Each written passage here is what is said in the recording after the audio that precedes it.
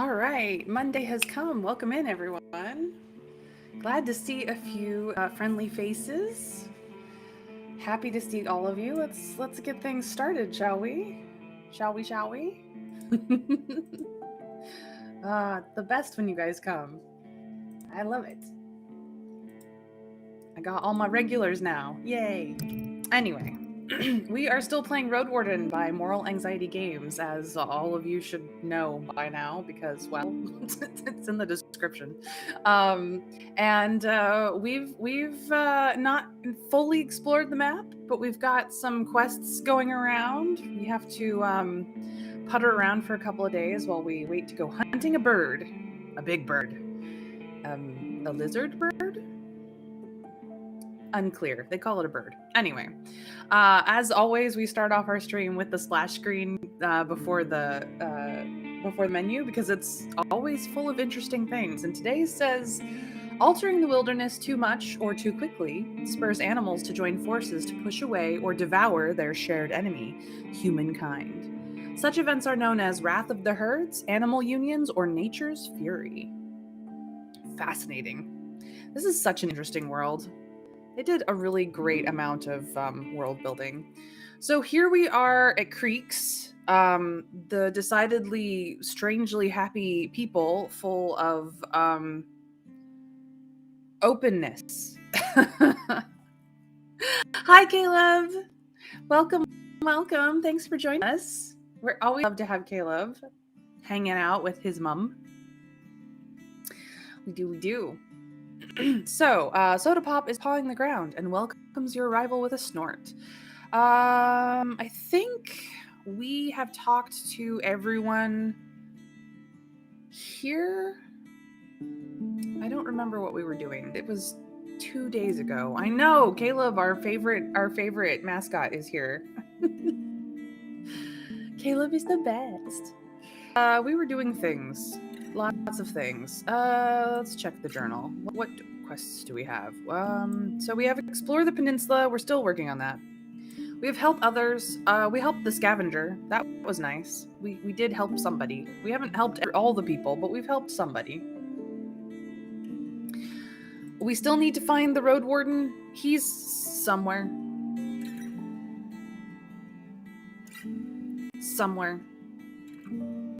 We have a bit of iron wraps for the monastery we could probably go give back. Bird hunting is what we're wasting time till. They want to leave no sooner than on day 10 and should leave with them as early as I can, someday before afternoon while the bird is still around. It's not day 10 yet, so that's what we're waiting on right now because it's a couple more days. We have to check on Layson. So I suppose we could run down to Pell to the north and take us a couple of days. Might be cutting it a little too close though. Closed tunnel, we still don't have the key for it, and we've not cleared out the tunnel of others living in there, so we don't have that shortcut. The eastern path is still a thing. We have not been around the eastern path yet, so we'll receive dragon bones depending on what we accomplished. We did bring news about the dusk foxes, which everyone was very sad about. They're probably going to die. I'm sorry, guys. But we will not be killing them, so that's a thing. And also, Theus. We'll probably want to hear something as well. Because Theus is a nosy mare. We do need to talk to some... we do need to go actually talk to Photios about this Empress cart. I completely forgot about that. Yeah, we actually do need to go talk to Photios in Gale Rocks, so we could go back to Gale Rocks and futz around. Glaucia's band is not as much of a bandit issue as we've been told. I guess they pick on White Marshes. We have yet to go to White Marshes. We've kind of avoided them because we think they're scary. They're raising the dead there. There's gonna be some cult stuff going on. We know that. it's we've just decided not to deal with that nonsense until later. We still got some matchmaking stuff going on. We need to go back to Timo and Helen and say, hey, we've talked to this guy named Paulus up in Gale Rocks, and he's willing to like move here and work hard and have kids with you. So you in? And she's probably gonna go, will they marry according to the traditions of my ancestors? And we'll be like, yeah, probably. He doesn't seem opposed to it. Certainly, you can talk to him about it if you want. And get them together. Marina and Sushi, we're not even gonna try. We're gonna see if we can't find something else for the two of them. We still have yet to find a healing potion. We're pretty sure that the Empress Carp will get us access to the place where we need to get the potion. But we're almost to day 10, and he wants us to deliver it by day 20, so we got to get on that at some point. We've got some hunters that have gone missing from creeks. We know where the trail to one of them is. It's over there by the monkeys, aka the howlers. We've gotten earplugs for them. It probably won't help us too much, but at the very least, they won't be quite so loud, because they are kind of loud, and it's a problem.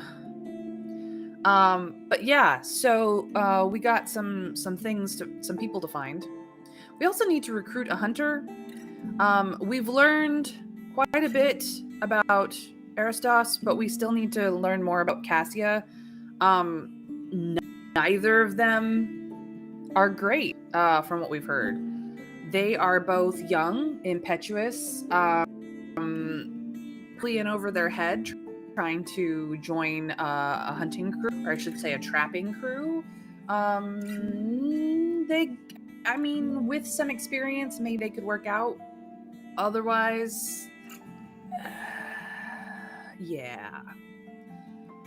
But all things considered, Aristos seems to be the better deal. I don't know. Cassia, she's very confident, not so much brave, but confident, certainly.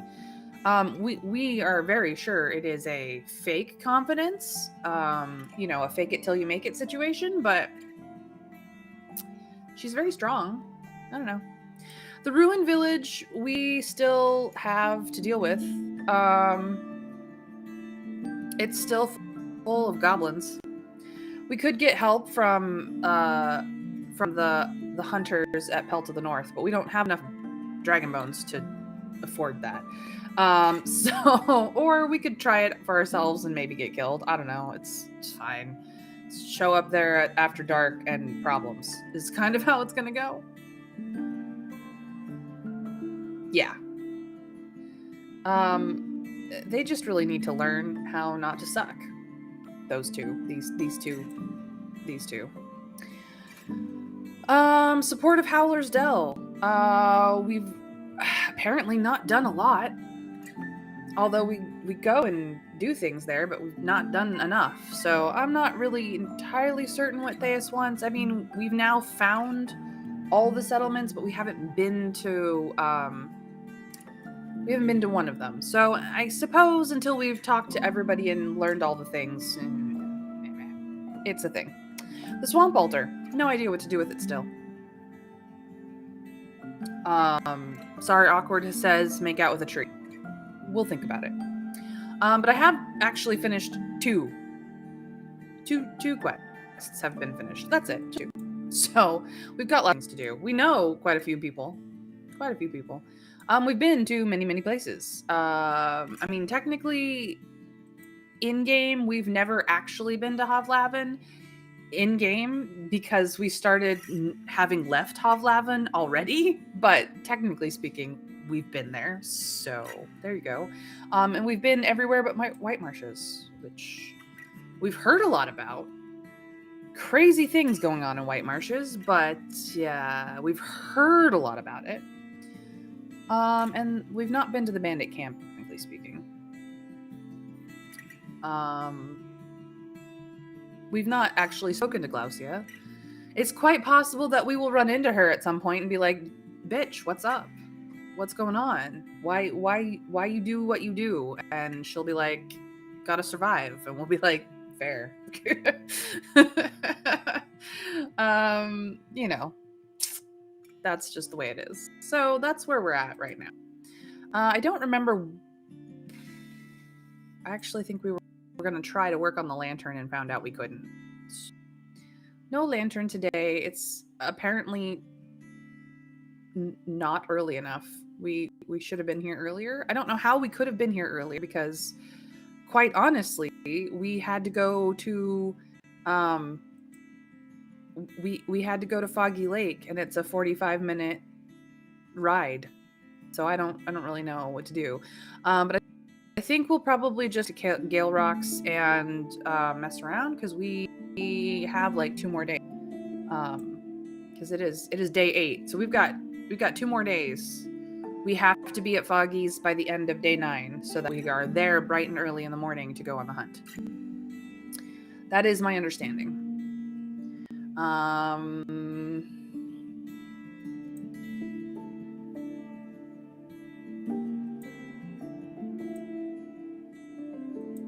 Yep. No.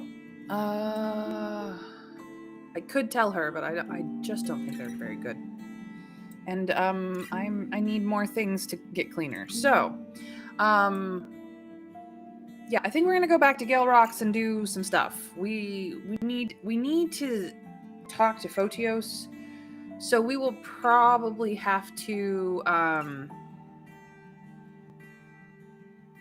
do half a day's work for a place to sleep, so that we can be up bright and early for the fishermen in the morning, because that's what Photios is a fisherman. We need to talk to them. That's my understanding. So as long as we spend the rest of today, day 8, in Gale Rocks and do some fussy stuff, then try to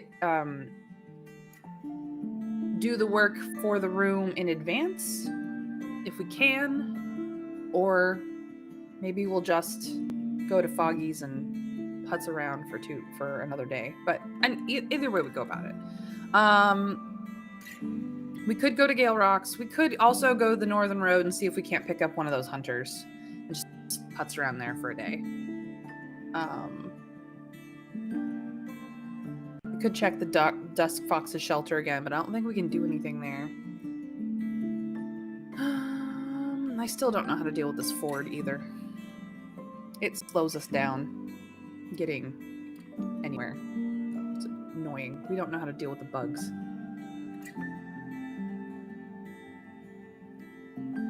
So we're gonna try Gale Rocks. We're gonna go. I've made the decision. Look at me, guys. I'm making decisions. This never happens, except when it does.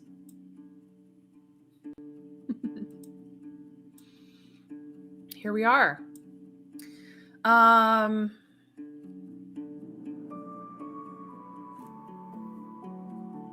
Life is slowing down. As you look around, many of the villagers are gathering at the western bank, preparing for a meal or a prayer. Only the youngest workers remain at their posts, maintaining the most crucial tasks, such as adding fuel to the flames. The guards are spread outside of the gates, watching the area carefully. Some of the locals slow down to observe you, but whenever you meet their eyes, you find a challenge, not enmity. So, we still have not found all the wares that this village has to offer. I know, sorry, aren't you proud?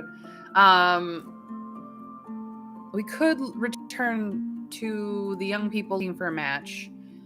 We should probably go talk to Severina and finish up all the conversations we have yet to finish. Oh my gosh, this woman likes to talk, but doesn't like to talk for too long.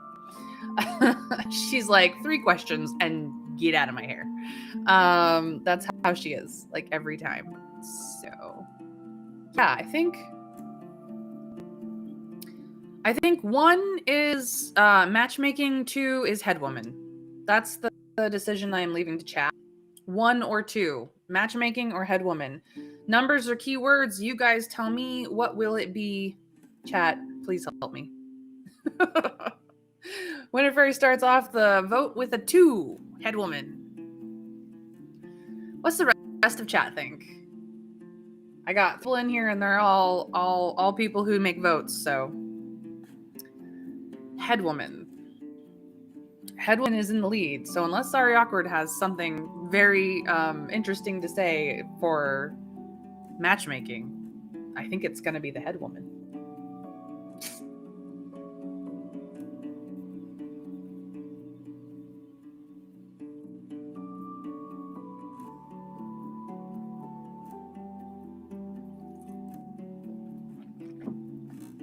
Headwoman it is then. You ascend the hill. The guard stands up and puts his woodwork on his pillow, then asks you to wait. You hear his and the headwoman's voices coming from the hall, and once the man returns, he nods gently.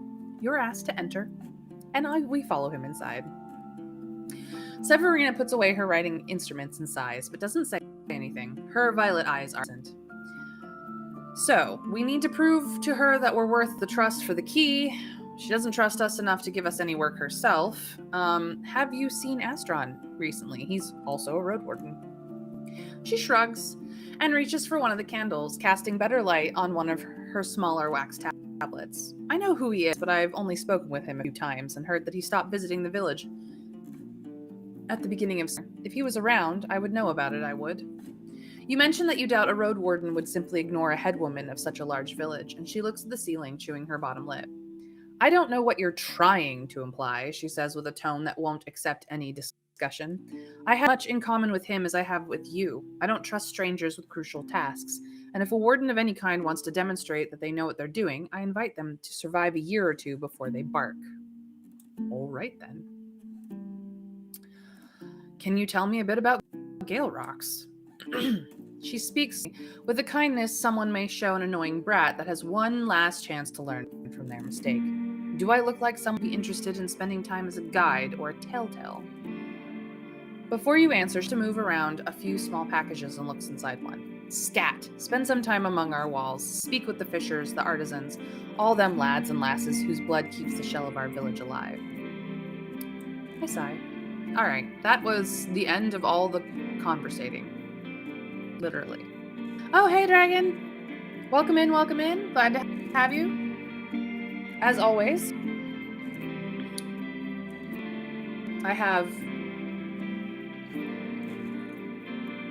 we're just bopping around, wasting time right now.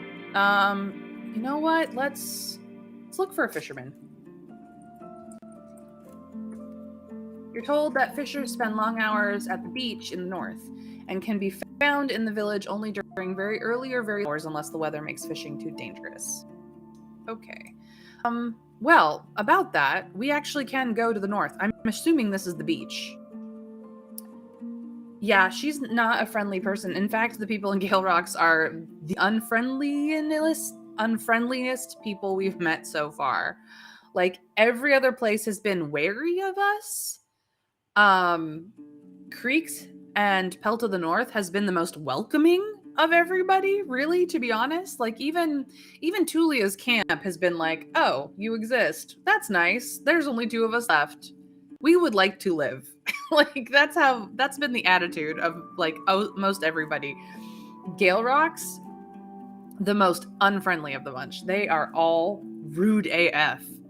They just do not give any shits, none whatsoever. There are no shits to give or receive, for that matter.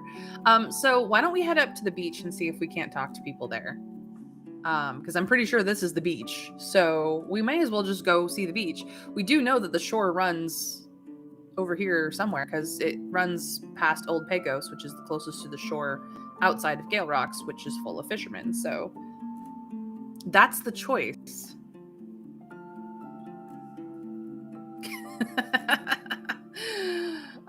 Yes, Trav. I'm sorry. I do cuss a little bit. I am, a brash American for those of you who are not. So, I try to keep the cussing to a minimum, but I do not promise that it will always happen. Anyway, I could have said the F word and I didn't.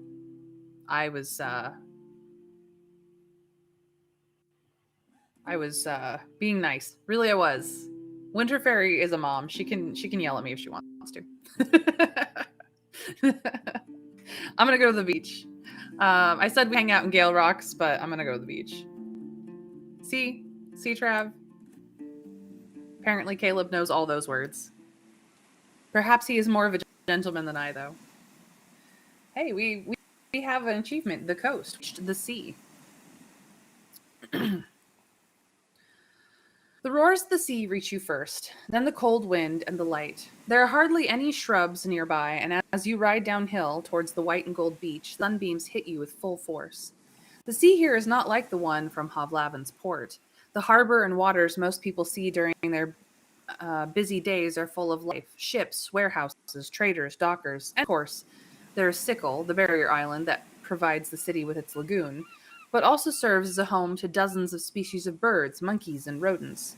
For most people, the sea is never silent. But if one travels to Sickle and looks west, or embarks on a boat and sails away, there's yet another view, a very different one.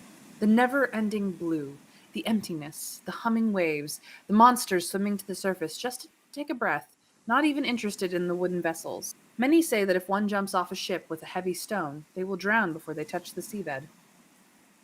Here, however, the water can't be separated from the rocks that cut through it, like a swarm of mushrooms in a dark forest. Their shapes and sizes vary, but it's their number that makes them unusual. If you were to name each one, you'd have to miss half of the names. There's no doubt where the name Gale Rocks comes from.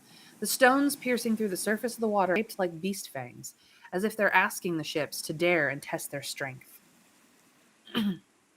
Where it's possible, I keep to the greener parts of the beach. Sand is awful for hooves. Yeah, so all of those movies with the horses riding across the beach in the waves, just awful for horses, by the way. Horses hate that shit.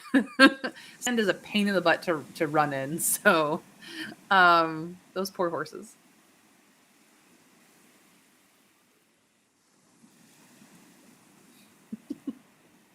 Yes, Trav really was quoting at me. He does that a lot. You'll notice he does that a lot. You follow the sharp turn to the right. The road remains broad enough for carts and wagons and avoids the sands, letting Soda Pop trot without disturbances. The grasses to the east and south are short, and hardly any shrubs have managed to oppose the harsh winds. The human activity you witness is intense. A large barge is resting on the river, immobilized by the ropes and wooden posts, and you see a few people foraging at the beach and in the grasses. Even more people, most of them without wrinkles, are gathered at the pier where they prepare their boats and nets and talk about their plans for the following hours. You reach the end of the beaten path, getting to the stone-made pier just next to a small dolmen-shaped shed. Only the door seems to be fairly new, and you don't doubt that both of the structures have been repaired many times in the past, crumbling much of the waves. So there's the dolmen's place, and there's the stone pier. Really cool art. I mean, just look at this. It's fantastic. If we leave the pier, we're basically leaving, so we're going to head to Fishers.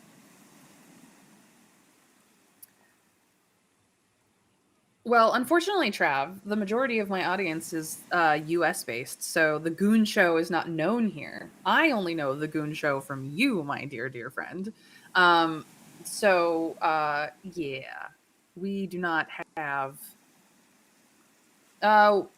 We have a key that I'm pretty sure is supposed to be used in the mine, but maybe it is supposed to be used here. Let's check the inventory and see what the key description says. A key to a secret passage in the dolmen. You can find it in the southeast of the peninsula. Southeast. We are not in the southeast. We are too far north for that. So here's the southeast. Here's where we are. Absolutely same place. Unless it's supposed to be over here somewhere. We haven't gotten past this rock slide. So there's that. But yeah, we're going to head to the Fishers.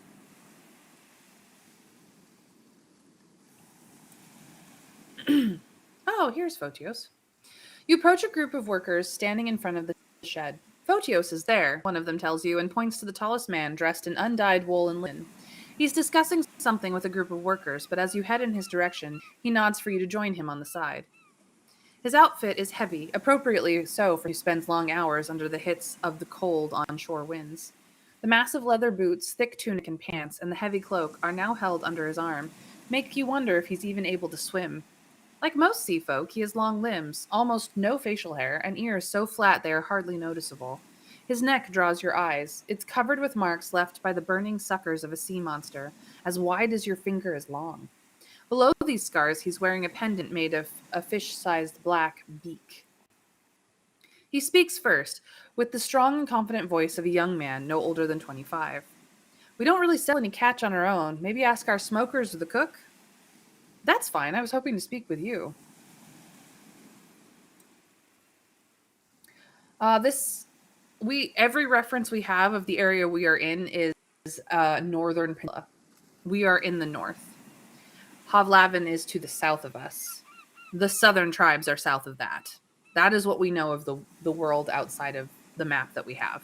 So we are in the north, sadly. And who are you exactly? After you introduce yourself, there is a corner of his mouth in an angry grimace. I don't have much to tell you, Roadwarden. Like my neighbors, he looks at the nearby fishers. I struggle with day-to-day living. I do not adventurers. I struggle with the day-to-day living I do, not adventures, and even less so outsiders' schemes. Um, so I'm gonna make an executive decision. Today I'm all about making my own decisions. So for those of you who are like, make your own dang decisions, lady, just do it. Here we go. I'm doing it. Be proud. It's a spicy Monday for me. Um I'm full. Let's do things. I'm just gonna do.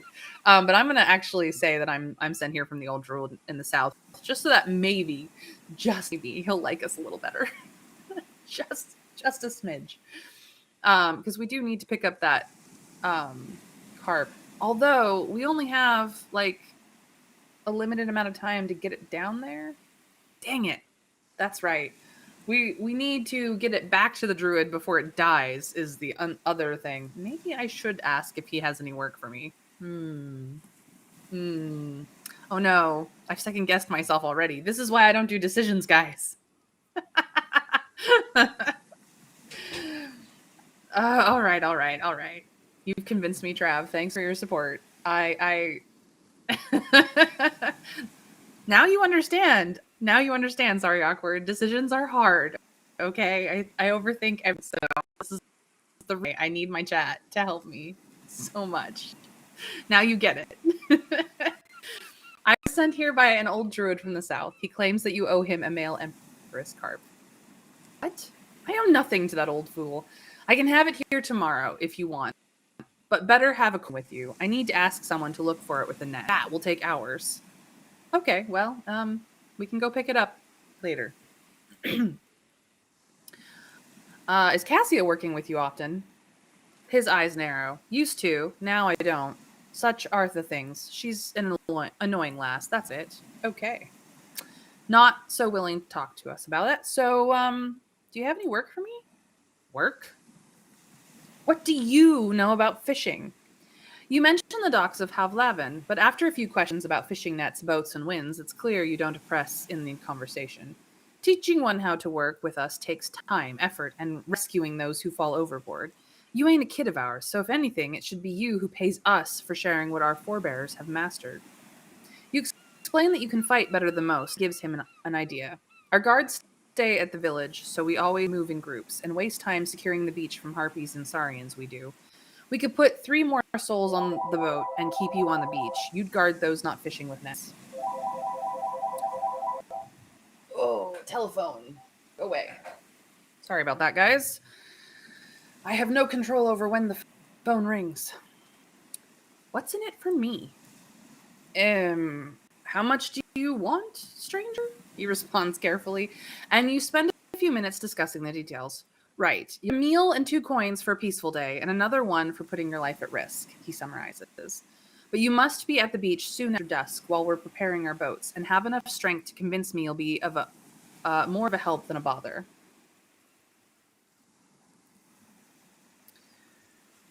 We could ask if he needs help with the fishing today, since we are figuring out how to spend our time. until tomorrow. Or we could say, are you sure you don't need help with something that would fit my skills? I spend many hours on the road. 1 or 2, chat. How many carp will he give us for that? None. The Empress carp should be here tomorrow. That's all we know. So 1 or 2. Are we just going to help, or are we going to ask for something better? Something more akin to what we do. 2, help or road. You guys tell me. What will it be? Please, chat. Please help me. Decisions are hard. Travis started off the vote with 2. I have 4 viewers, so I need at least 2 to 3 people to like weigh in here. Pretty please tell me. 1 or 2.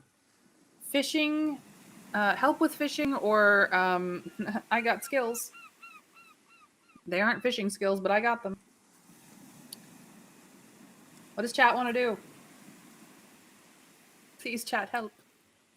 I needs it.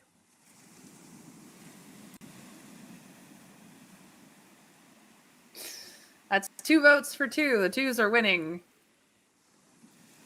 Anyone else want to weigh in on this matter? Should probably ask if there's another way to help first. All right. The 2s have it. Are you sure you don't need help with something that would fit my skills? He gives you a long look. You know what, outsider? There's something you could do for me. You can't really ruin it by saying, I need you to help my daughter, Phoebe. Seeing your look, he raises his hands. Don't worry, she's fine, nearly spellless. For generations, my family used Numa to lure fish and hold our breaths. And no matter how much she practices, she can't cast even the tiniest spell. There's something wrong with her soul. He pauses and his voice grows pained. She's my only child, and I seek no new wife. I want her to have the choice to do whatever she wants, and it breaks me to think she won't have a way to follow in my footsteps. We're not a mage. This is problematic. I don't really know how I can help you. His eyes are absent. A few years ago, our traders were at the home of this weird enchantress by the Eastern Road. I don't know her name. She lives close to the old watchtower. You can't miss it. If she's alive, she may still have these weird rocks. Spirit rocks, I think. They help weak mages. Buy one. Bring it here. Maybe eating some Numa will help Phoebe learn. All right. So I believe we can ask all of these things. In what order shall we ask them? Top to bottom? Bottom to top? Every other? Every 3?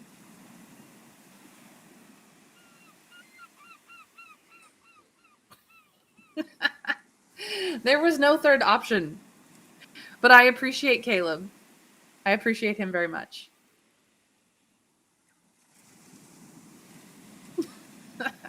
But in this instance, a 3 would actually work. You could do 1, 2, 3, or 4. So chat, what questions will we ask in what order? You tell me.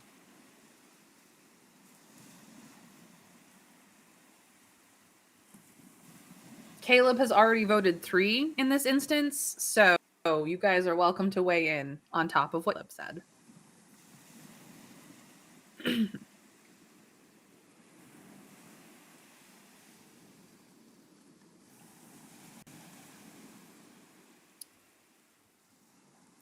Nicely done, Zarkward. I like your style. I have 2 votes for the 3 to go first. What does the rest of chat think?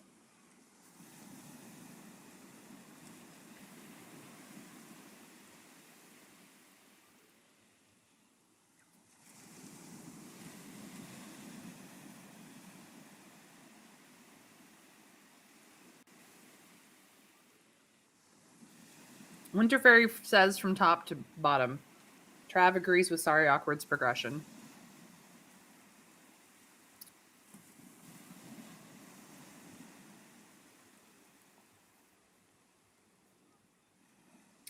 Looks like the 3s have it. What does your daughter think about all of this? What does she think? He looks at you as if you're mad, then glances at the nearby fishers. She'd be heartbroken to realize she's so... I mean, spellless. I won't tell her unless I have no other way. She's merely a child. I'm doing what's best for her. All right, then. What can you tell me about this enchantress? I've only seen her a few times. When I was a teenager, though was also young, I suppose. Tall, not as tall as I am. He smiles briefly, with cold eyes. For a few days she was around. She kept to herself. People say she's a witch, and a mad one at that. Interesting. This sounds like a very unusual healing attempt. Are you sure you want to try this? I've asked our sorcerers about what they felt when they used the stones. Their pneuma got stronger then on days, and nothing bad happened to them. We risk nothing, outsider, he says with growing irritation, and stops himself from scratching the scars on his neck. Have you asked any herbalists, though? Maybe a priest or another enchanter? Have you heard about the previous Roadwarden, Asteron? You nod. In spring, I sent him to one of the great mages in the peninsula, some druid, I think, and that old prick told me there was nothing he could do. You hear that? And I had paid the messenger to learn this. He squeezes his cloak even tighter to his side. We have no herbalist here, but since the spirit rocks are safe, I'd rather spend my last coins for such a chance than try nothing and regret it. All right. So, do I continue pushing on? I think what you're asking for may be risky, or should I just be like, you forgot to mention what my payment will be? One or two. Sadly, there is no third option. One or two. Payment or risky.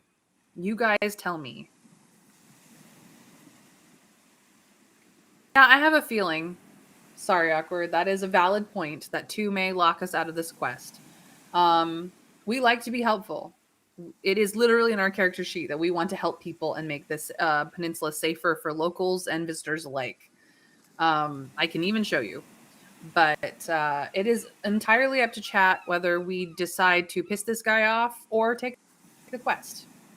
One, the quest. Two is piss this guy off. One or two. What shall we do? Chat. What to do? I need help.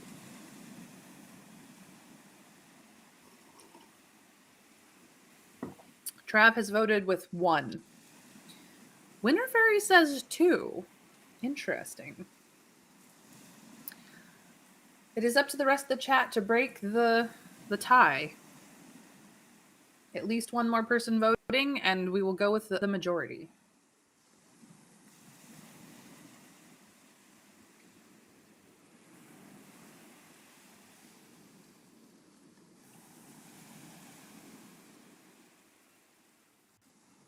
Now, if we had taken the mage class, this might be very different. Yeah, sorry, awkward. If only there was. Nudge, nudge, wink, wink, say no more, say no more.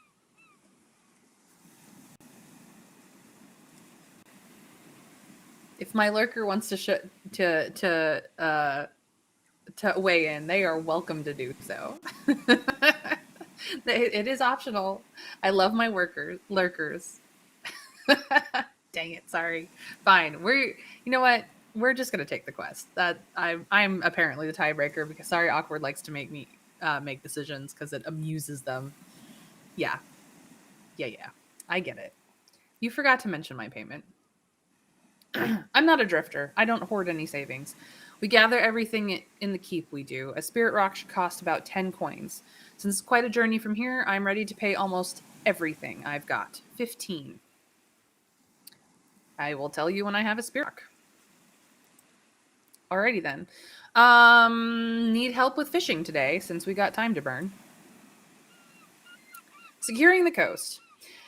You'll keep an eye on the caught fish equipment and resting fishers. This task will take you an entire day and make it dangerous, but if so, you'll get an extra dragon bone. So we will either get 2 or 3 dragon bones. We only have 1 in our pouch. We absolutely need more. So it's going to cost us a variable amount of vitality, a variable amount of appearance, and 2 out of our 4 nourishment. So let's go. We working today, peeps. We working today. Work. A flock of harpies tried to strike one of the spearfishers that was hunting from a rock, but your group manages to fight it off. Even you, the frontline fighter, got away safe, with you protecting you from any threats, but you got covered with mud and salt in the process. In the middle of the day, you receive a fresh roasted fish with a bowl of cold veggie stew and an extra dragon bone for your efforts. So we made 3 dragon bones today, which is fantastic. And unfortunately, we cannot do that again. So we managed to reach the sea. The first village we reached was Howler's Dell, and our name is Sauron. I used to be a fighter. Also, with some time and effort, I managed to catch a fish. There may, in fact, be more waiting for us in the ruins. I think it's cool that even the border of this game is useful. Yeah, no damage to our gamison, and technically we lost 2 nourishment and gained 2 nourishment from the food that we were given as payment. So, win-win, honestly. Win-win. All right, we will see you later. Ooh, we can wash ourselves in the ocean if we want to. We lead Sodopop back to the road. We can approach the pier or wash ourselves in the ocean. I'm going to see what happens if I wash myself in the ocean. Let's try not to be gross. The water is freezing, and after you're done, sand makes you wait for a while before you dry up enough to put your clothes back on. The touch of salt covering your skin will travel with you. So it's only 1 appearance, but at the very least, we're not entirely gross. We can catch a bath at Gale Rocks, which will probably finish off our day.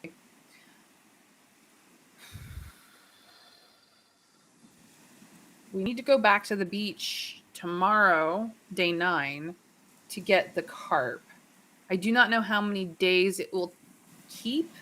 And then day 10, we need to go catch a bird, which means tomorrow we will be finishing up our day at Foggy Lake. But we could finish up our day at Gale Rocks today.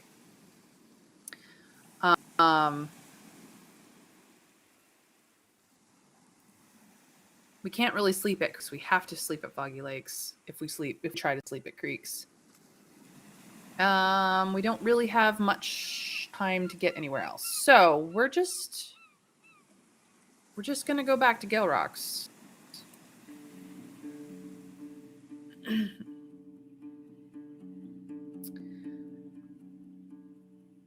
The workers are now resting, preparing themselves for the arrival of the fishers, while the younger locals still have to move and tools between the buildings. Wherever there's a table or a bench, there are people feasting on roasted fish and fresh fruits, and the smell of herbs burn your nostrils. The youngsters are focused on their play, overseen by the elders, but even they seem to have a little energy left. The laziness covers everyone like a fresh blanket. Some of the locals slow down to observe you, but whenever you meet their eyes, you find challenge, not amity. We are still don't know all the wares in this village, but the fishers are nowhere in sight. We could return to... Yeah. Or we could get a better bath. Carp can eat berries, right? I believe so. At least in real life. I don't know about in this game. You have to remember, this is a fantasy world. Not every real world thing that happens that we know of is the same here. It is definitely a fantasy world. Not necessarily, Trav. I actually think that they will probably give a way to travel with the fish. I believe that we just have a time limit on getting it back to the druid in the south is what it comes down to. I don't believe that we will... I mean, we do need to head back that direction anyway, so it's not that big a deal. It's just odd timing. We could decide not to pick up the carp tomorrow, go do the hunt, futz around long enough to go do the hunt on day 10 and then come back for the carp and then head down south again, because we do have things down there that we need to do. So we could do that. I don't know if that will work out, but it's just bad timing on our part, really.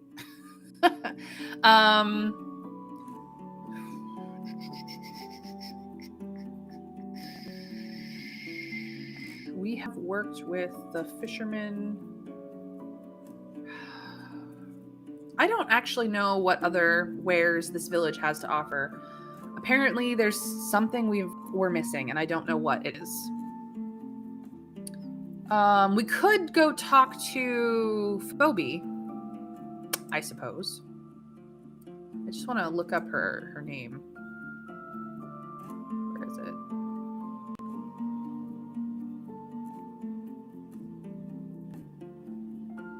Spirit Rock. Faux IB. Okay. Let's see if that works.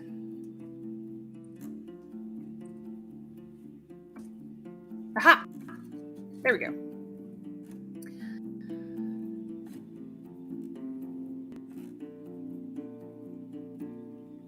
In a moment. Sorry, awkward. I know you've been through this 4 times already, so you would know. But I'm trying to follow the clues as much as possible from this blind playthrough.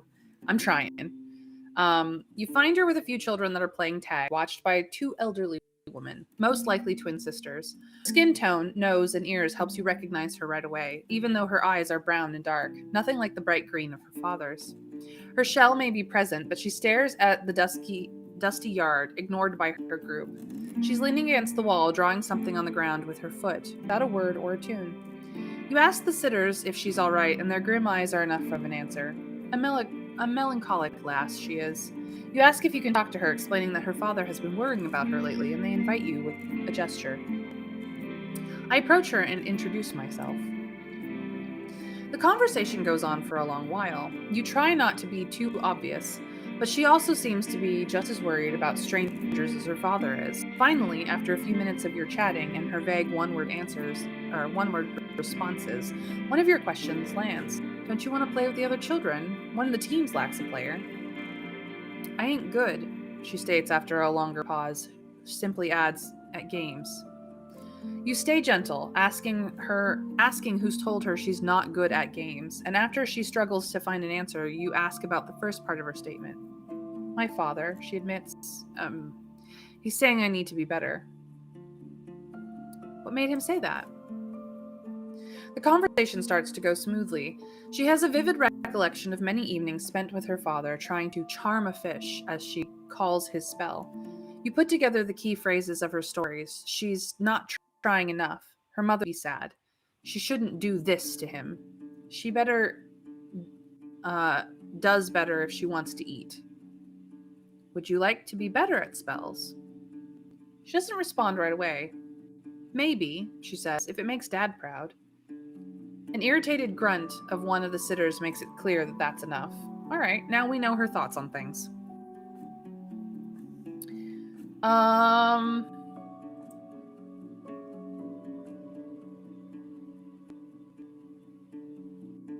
Yeah, she's adorable. I'm so sad that she's feels left out. All right. Sorry, awkward. I cannot think of anything that I am missing. So tell me, what am I missing here? What am I missing rocks that I don't have? I have the bathman, the gossip, the cook, the tailor, the fishers, the village headwoman, the armor. What else? What am and matchmaking. What am I looking? The Fletcher. Okay. That's thank you.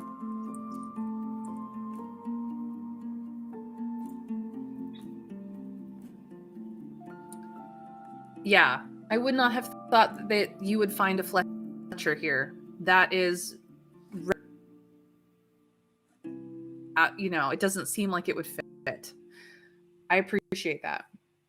A short man with absent eyes is leaning against the fence, spending his break observing the people gathered at the stools. He's wearing a torn shirt, patched together from wool in 2 shades of blue, and has his long hair in a ponytail. When you get closer, he spares you a warm smile. Cheers, stranger. Are you looking for me?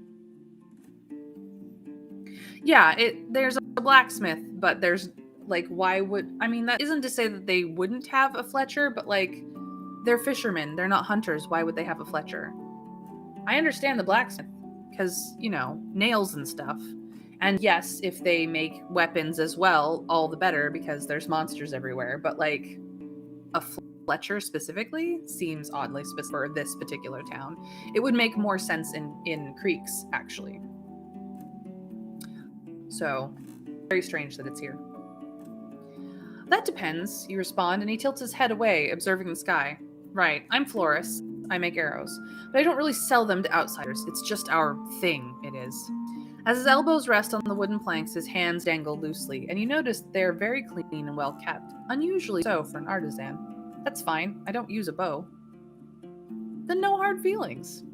He titters, raises his hands to his head, stretches his back with a yawn, and gets stall-like spot with a workbench covered with wooden staves, knives, sand, flint, quartz, and even obsidian. There are also oddly shaped tools that you can't really name. John sits down on a chair. You need something from me? Before you respond, you notice the already finished arrows sticking out from a tall basket. They are divided into handspan-sized bunches, each of which has fletching in different colors and sizes. You step closer, noticing that they also have varied thickness, lengths, and use different materials. 1, 2, or 3, because we are not going to leave him to his work. We're going to ask all the questions. 1, 2, or 3. What will it be? You chat. You tell me. Rhyme intended. Work, colors, Cassia. Winter Fairy says 3. That's the start of the vote. What does the rest of chat think? Trav wants to go 2, 3, 1. That's fair.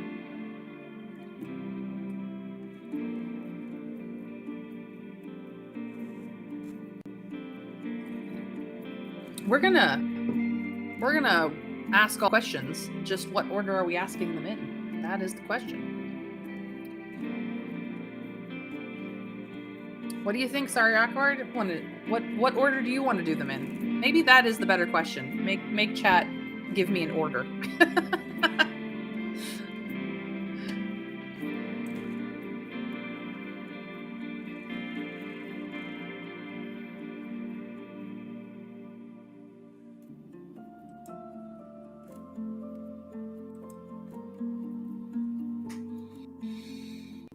I have a vote for 2 first. I have a vote for 3 first.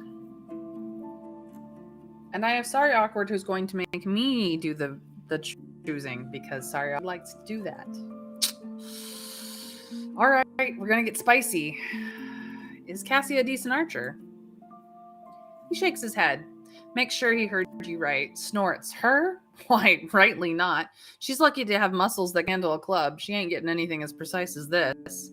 He wags an arrow at you. Okay, so reportedly she's an archer, but apparently not. Why do your arrows have so many colors? He turns towards the basket and looks as if he's just noticed them. Different needs, different arrows. He's simply resting a hand on his knee. As our forebears learned after using many spells and tools to find the best combinations that these barren hills allow for.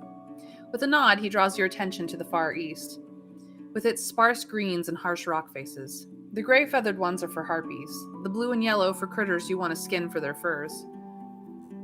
You mentioned that there are arrows that have partially orange fletching, yet somewhat different from other. Right, oranges for shells that walk on 2 legs. If they are also green, they're for goblins, black are for humans, silver for beast folk. Don't shoot at trolls. No point, he shrugs. After you ask if the different types truly make a difference, he clicks his tongue. Maybe? I was taught that spells make it so, but I'm no enchanter. It doesn't hurt to be prepared. That's fair. I like that.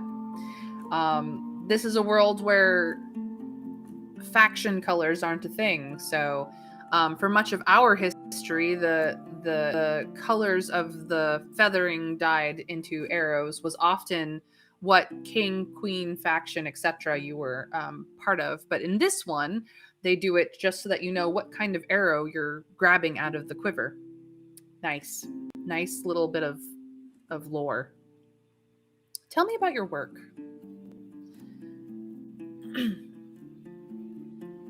He hums to himself for a bit, tilting his left and right, looking at various tools and parts in front of him. There's a lot to say, stranger, and I won't look for a successor anytime soon.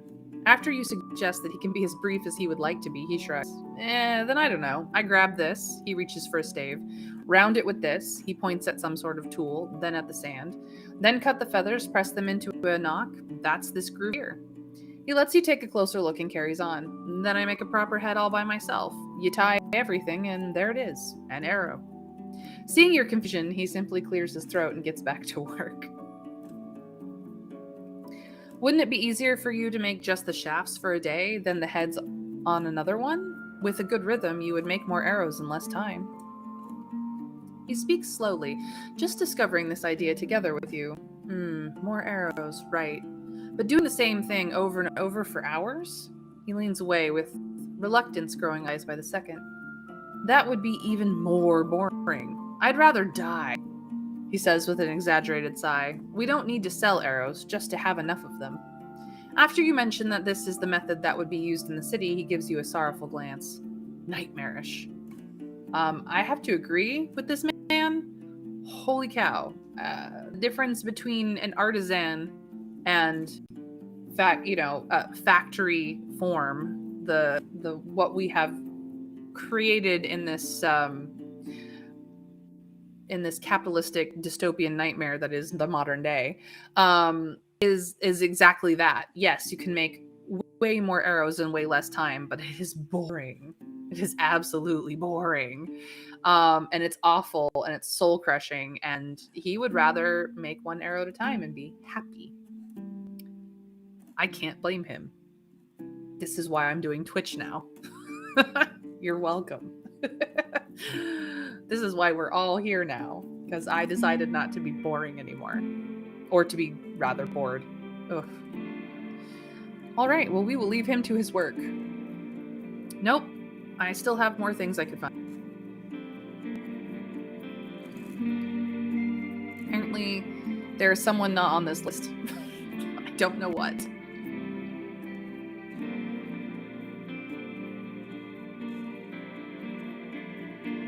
Yeah. I mean, it's easier to keep track of what you've already made if it's marked by the colors of its dyed fletching. It's just easier. That's true. We are pretty close to sleep for the day, but I actually am going to return to the young people looking for a match. I could tell Marina about what I've learned about Soshi from Creeks. I still think that's a bad match. Marina is seeking someone willing to move in with her and her son, but is only interested in Wright's followers. Soshi is looking for a safe, slow life with a woman who lives in another village and is interested in keeping their relationship open. Telling Soshi about Marina seemed like a bad idea. Is it a bad idea to tell Marina about Soshi? That way she knows in advance that this chick from Creeks is like, yeah, but she just wants to be in an open relationship. Is that cool with you? I don't know. I still think they're terrible for each other. Maybe we should keep looking. What does chat think? Should we tell Marina? Or should we just be like, nah, you guys are good?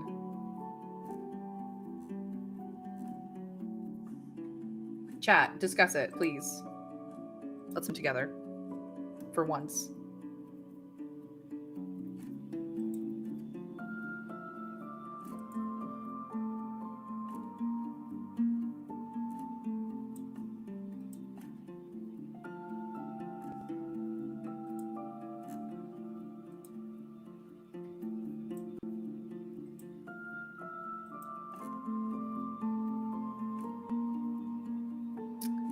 I mean, maybe offended, maybe not.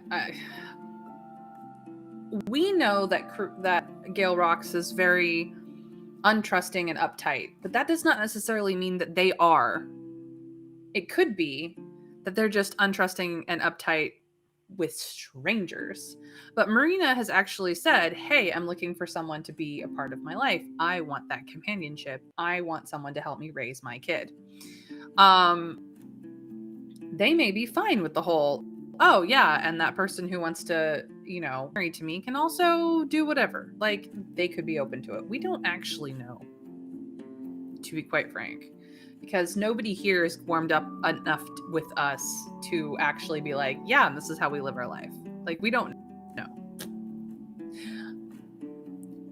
Do I think that Marina and Soshi are good for each other? Absolutely not. No, not even a little bit.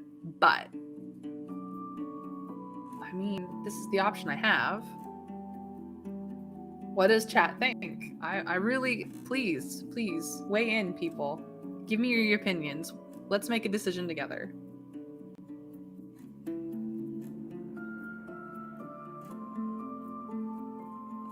Yes, sorry, Awkward. I know that you have played this game before. You can still weigh in on your opinion. It's fine. Winifred is like, yeah, go for it. Tell Marina. Let her make that decision. I mean, the worst that can happen is she goes, nah, not for me. Keep looking.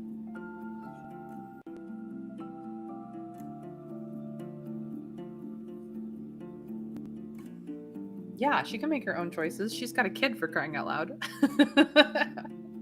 All right, it looks like the majority is tell Marina at the very least. Like, we felt telling Soshi about Marina would be a terrible idea, but maybe this way around it's okay. I don't know. Well, let's see what she has to say about it, shall we?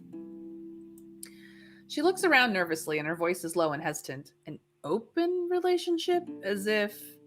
Seeing her blush, you nod. Our forebears wouldn't encourage such a way of living. Does she pray? When you mention that her village in general seems not put much importance on matters of faith, she seems to lose hope. Is she pretty at all? She says without meeting your eyes. You try to answer some more specific questions, making her interest suddenly grow. If she's really looking for safe, slow days, ask her if she's willing to abandon this weird wish. Tell her... She pauses, then straightens up and speaks with confidence as if she's reciting an old story. Tell her this, outsider. You can find love of soul and shell with me, and a new path for empty cravings. You won't ever look back and regret it. Aww, that's very sweet, actually. I actually kind of like that. All right, well, that works out.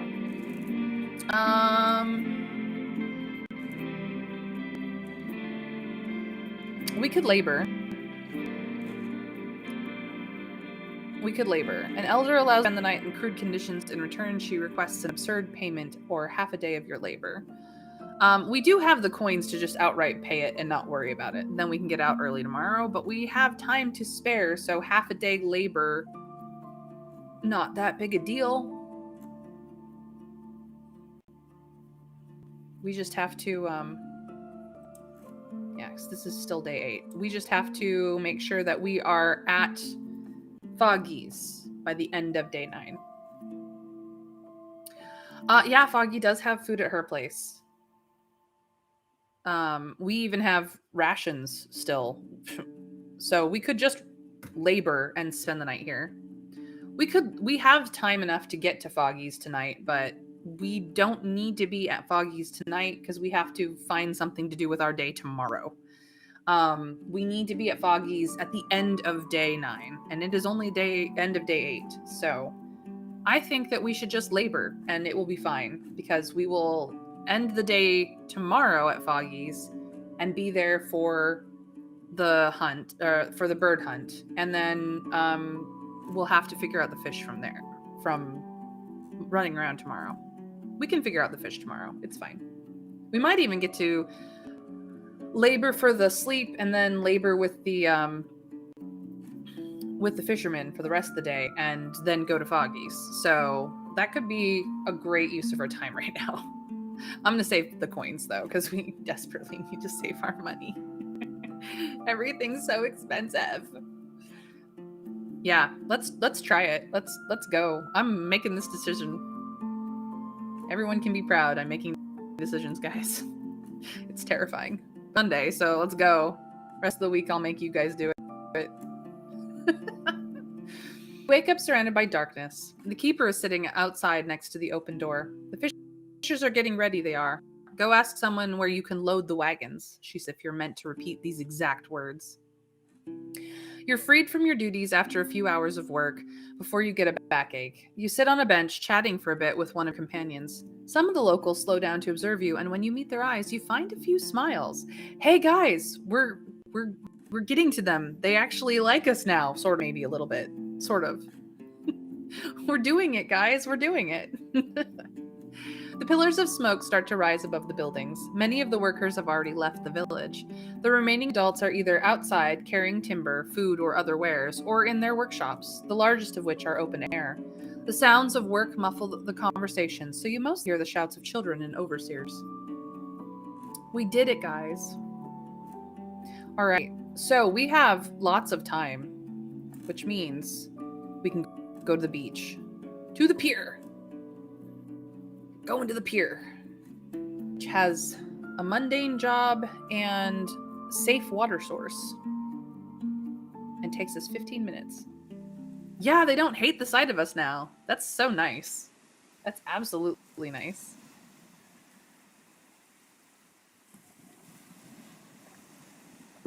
There are fresh pieces of driftwood and the remains of little animals sinking into the sand. There are no boats, nets, or fishes in sight, but there are countless boot prints and footprints in sight, both on the road and next to it. We could wash ourselves, but we're going to have to wash ourselves afterwards, so I don't think I'm going to do that. I am going to approach the pier, though. You're next to the shed. The fishers are in the middle of their work. Most of them are either away from the coast, casting the nets from the boats, or just walk around with heavy clothes, but revealed legs, using their fancy-shaped spears to catch either a fish or a bird sitting at one of the rocks. There's also a few people on the land, resting, eating, and keeping an eye on the equipment. Let's head to the fishers. We'll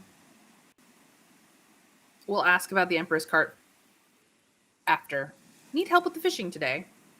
Let's go. We will get fed for our, just FYI. So we'll either get 2 or 3 coins out of this, which will help us. Look, we helped with, I mean, we've done a lot of work around town. Like the very first day we arrived in Gale Rocks, all we did was trade labor for services. So it's not like no one has seen us work hard. We're not on an empty stomach. I suppose we could eat some rations. Like, let's see if we can here. Sometimes we can't. Yeah, we can't use our inventory right now because we're in a competition. But,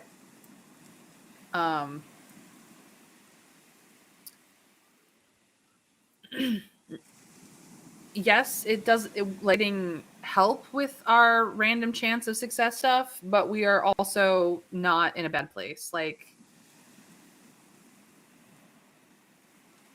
we just would not restore health while sleeping or resting at levels 1.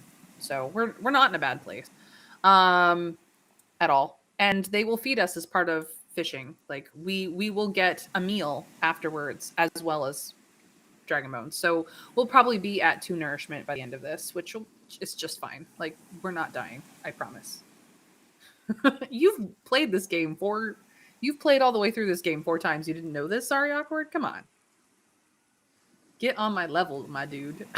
This is a blind playthrough and I'm still killing it.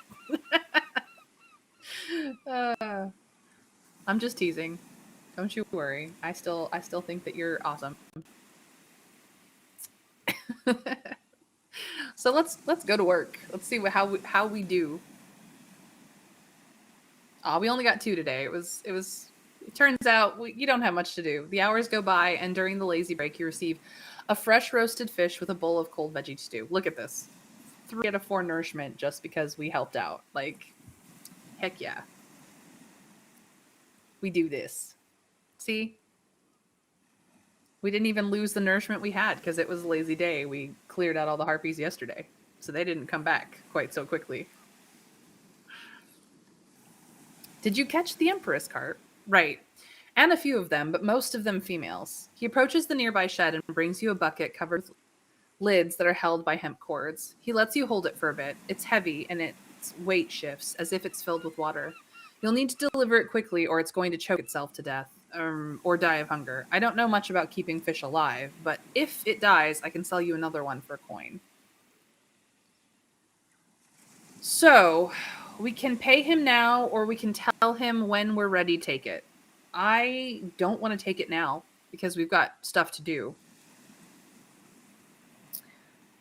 We don't have enough time to go down south and back. So, I'll tell you when I'm ready to take it. He raises his hand to scratch his neck, but stops himself before he does so and lets out an annoyed sigh. All right, so we can come back here. We're going to have to pay a coin for this dang fish anyway. So we're just going to go make more coin and come back.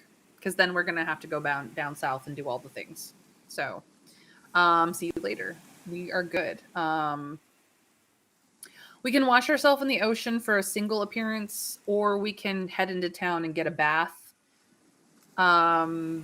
We may not be able to reach Foggy's if we do that. I mean, we could pay for a bath, but I don't want to pay for it. We're just going to wash ourselves in the ocean. Screw this. I have decided. We're going to Foggy's. Because it's going to take us all the time to get there, because we don't have this open to make it faster. We have to go around. So to Foggy Lake, so that we can get a decent meal in the morning. Not today, in the morning. You hear commotion coming from the lake, drawing your eyes to the air bubbles and water ripples. A couple of moments, this scrap of the lake turns red. There are new wares near the cart, either recently left here or prepared to be taken away. The tavern staff stops their discussion by a basket to welcome your arrival. Let's go talk to the foragers real quick, since we just got here. We have nothing to say to them. All right, we walk away. That was fun. And then we enter the tavern. We're not going to eat. We're fine on nourishment. We're going to eat in the morning. Someone is snorting in the attic. Foggy is sitting on a stool, observing the dishes in a bucket. They move and wash themselves without her touch. She welcomes you with a gentle nod. We could ask more questions about the peninsula, but I think we've asked everything we can. So I'm not going to worry about that. Do we have anything that we can sell? Nope. Do we have anything that we want to buy? Nope.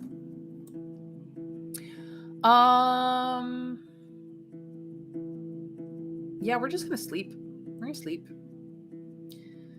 Now, we could just sleep, lose a bunch of stuff, or we could rent attic space for coin, which we have 6 of, or for rations, which we have 5 of.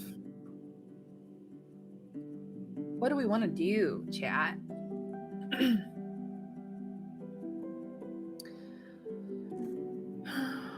We're gonna be dirty anyway. We're gonna lose 2 nutrition anyway, but it's either we're down to 2 vitality or possibly full vitality. Rations are absolutely cheaper. Yeah, we can buy rations cheap. That's easy. I believe we even know where.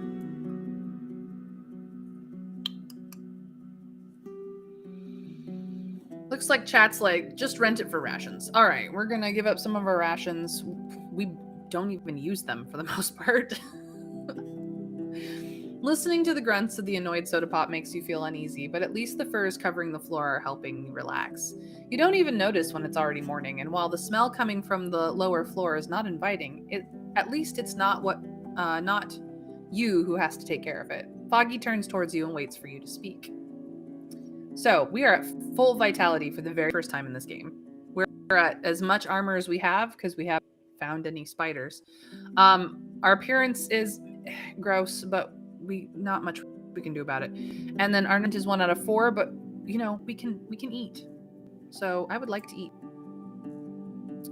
She stretches out her arm and grabs a bowl. Give me a moment. You sit down at the clean table. After a moment, the keeper brings you old toasted acorn bread, a slice of mouflon cheese, and a piece of roasted pike. Once you're done, Foggy packs the leftovers for you as a snack for the rest of the day and mentions that you've already paid for 1 meal. So we're actually really great on nourishment. Struggles are gonna be not a big deal. We're fantastic right now. So it's time for us to go and get this. Zavia is sitting on the ground while 2 others are leaning against the palisade towards you but say nothing. I have everything I need. Let's hunt while it's still early. Let's go. Elan clasps your hands. Then we're going. Idiot, take care of the horse. He nods towards the man with one hand. Ilan puts proudly a rope and a bag on his shoulders while Zavi shoves everything under his black cloak. They gather by the gate and mock companion as he toddles towards the lake with an empty bucket. I grab whatever may be of use from my bags and scratch Soda Pop's neck. Here we go, guys.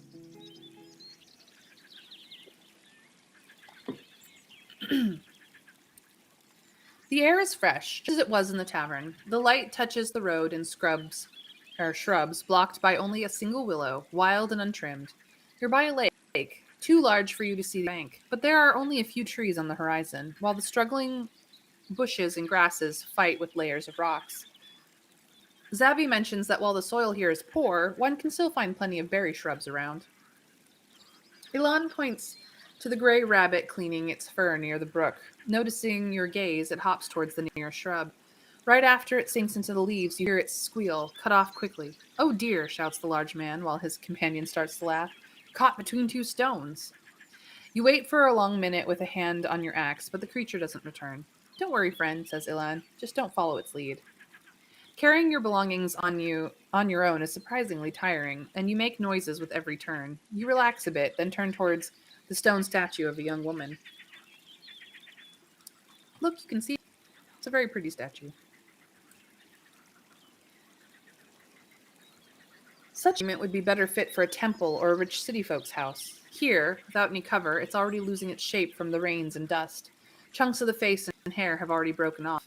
It has detailed eyes and human-like proportions, and the clothes are like fabric petrified by a spell. The statue carries the usual traveling equipment, a walking staff, a gamison, simple pants now covered by leaves. A nice thing, isn't it? Ilan thunders behind you. It's older than our home. So, one, it's a shame to see it deteriorating. Or two, I look at the pedestal. Maybe someone left here something valuable. One or two, chat. What shall we do? Trav has started off the vote with one, not two. Winter Fairy says two. What does the rest of chat want to do? Sorry, awkward. I do mean you.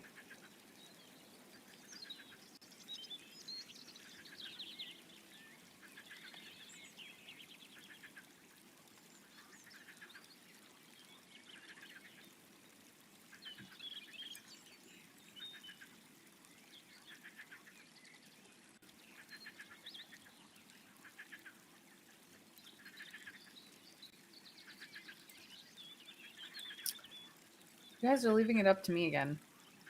This could be dangerous. I do randomness. Chat, one or two. Deteriorating or look. Please. Giveth unto me your vote. I have a vote for one and a vote for two, and I need a tiebreaker because decisions are. And otherwise, I would play this game by myself. I like you guys. So tell me, chat. Tell me true. What is it that I will do? You tell me. Dragon! Thank you. Two. Okay. Looks like we are murder hobos looking for some valuables. Let's go. You dismount and approach the bushes covering the legs and the pedestal. You see some old wooden bowls, as well as rocks.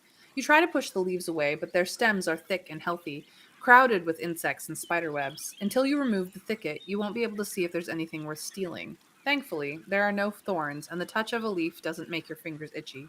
Zavi chuckles. What, looking for offerings? Uh-huh, sorry, awkward. I will not believe that at the very least. So, how do we respond to looking for offerings? It's not stealing. An abandoned statue needs no gifts. So, do you know who this is? The bushes are covering its legs. We could clean this place a bit, reveal them, or we should move on. Trav has already started off the vote with 3. We should clean up the statue. We weren't stealing. We were just cleaning it up respectfully. Yeah, sure. That's what Trav has voted. What does the rest of chat want to do?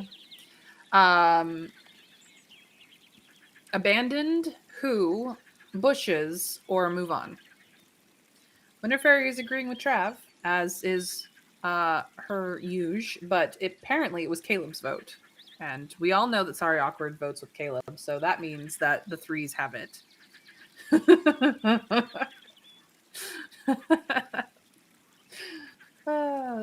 The threes have it. The bushes are covering its legs. We could clean this place up a bit to reveal them. But what for? Zavi narrows his eyes. Let it to someone who cares. We have things to do. Okay, should we ask questions? Because we know we love info. Or should we just go, all right, yeah, let's go. One or two. Question or move on? One or two. What do we do?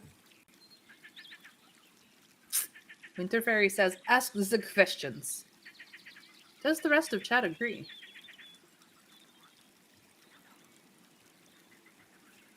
Well, Trav definitely agree. What about the rest of chat?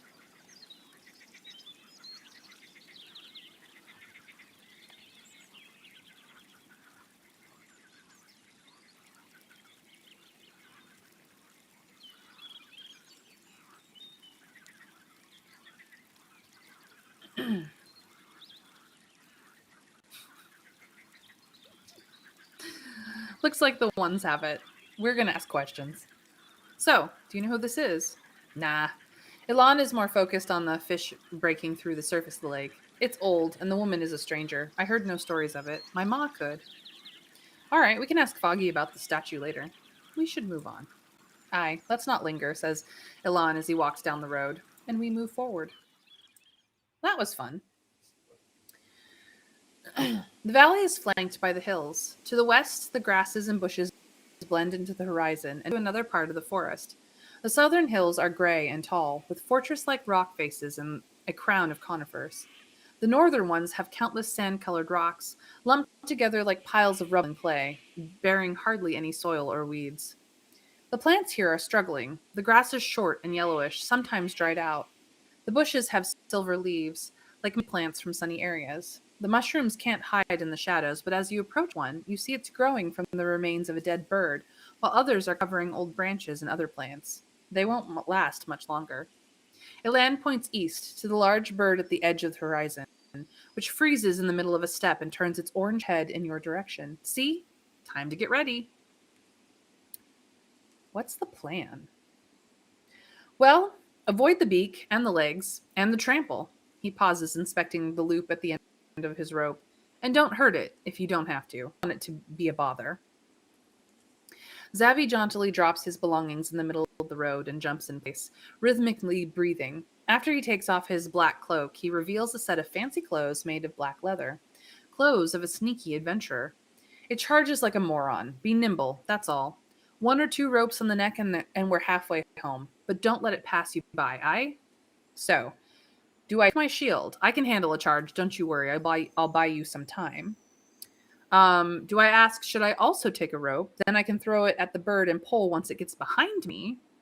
Or I pat my crossbow and nod towards the shorter guy. How about you play the bait? I'll keep aiming, and if things go wrong, I'll put the bird down before it hurts anyone. One, two, or three. Shield, rope, crossbow. Winterfairy has started off the vote with 3. What does the rest of chat think? This is... our aim is to get this thing alive, if possible. So, 1, 2, or 3, shield, rope, or crossbow, numbers or keyword. You guys tell me, how are we going to survive this challenge? Sorry, awkward votes 1. We have to justify our investment. Yes, we did pay 4 dragon bone for this shield.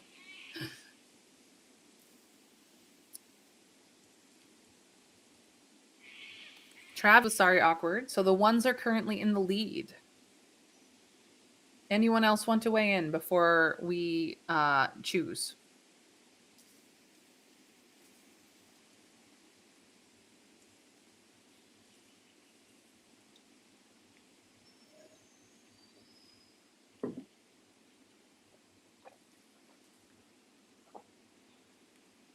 Looks like the ones have it. I shake my shield. I will a charge. Don't you worry. I'll buy you some time. Aye, such wall can't hurt. Ilan bursts into laughter. Just be careful. We don't have magic on our hands. And we can't buy another road warden, adds his companion, so don't make this a bad trade for us. No, sorry. You cannot. You made your bed and now you must lie in it. So it happens when you vote early. I wait for them to get to the sides of the valley, then approach the bird. It's taller than Soda Pop, with a wide breast and long, thick, partially feathered legs that could easily trample your chest. Its thighs are thick and powerful. The pointy beak could swallow your entire forearm. Your steps are getting slower. So, do we look around nervously? Are the foragers in position? Do we try to calm ourselves down and focus on our breathing? Do we speak confidently? How's it going? Can you just maybe wait patiently in place so my companions can nicely tie you up? Once you get to the pens with us, you'll have all the rats and pigeons you can eat. Or do we beat our chest with a fist and let out a shout? I won't die to some stupid bird.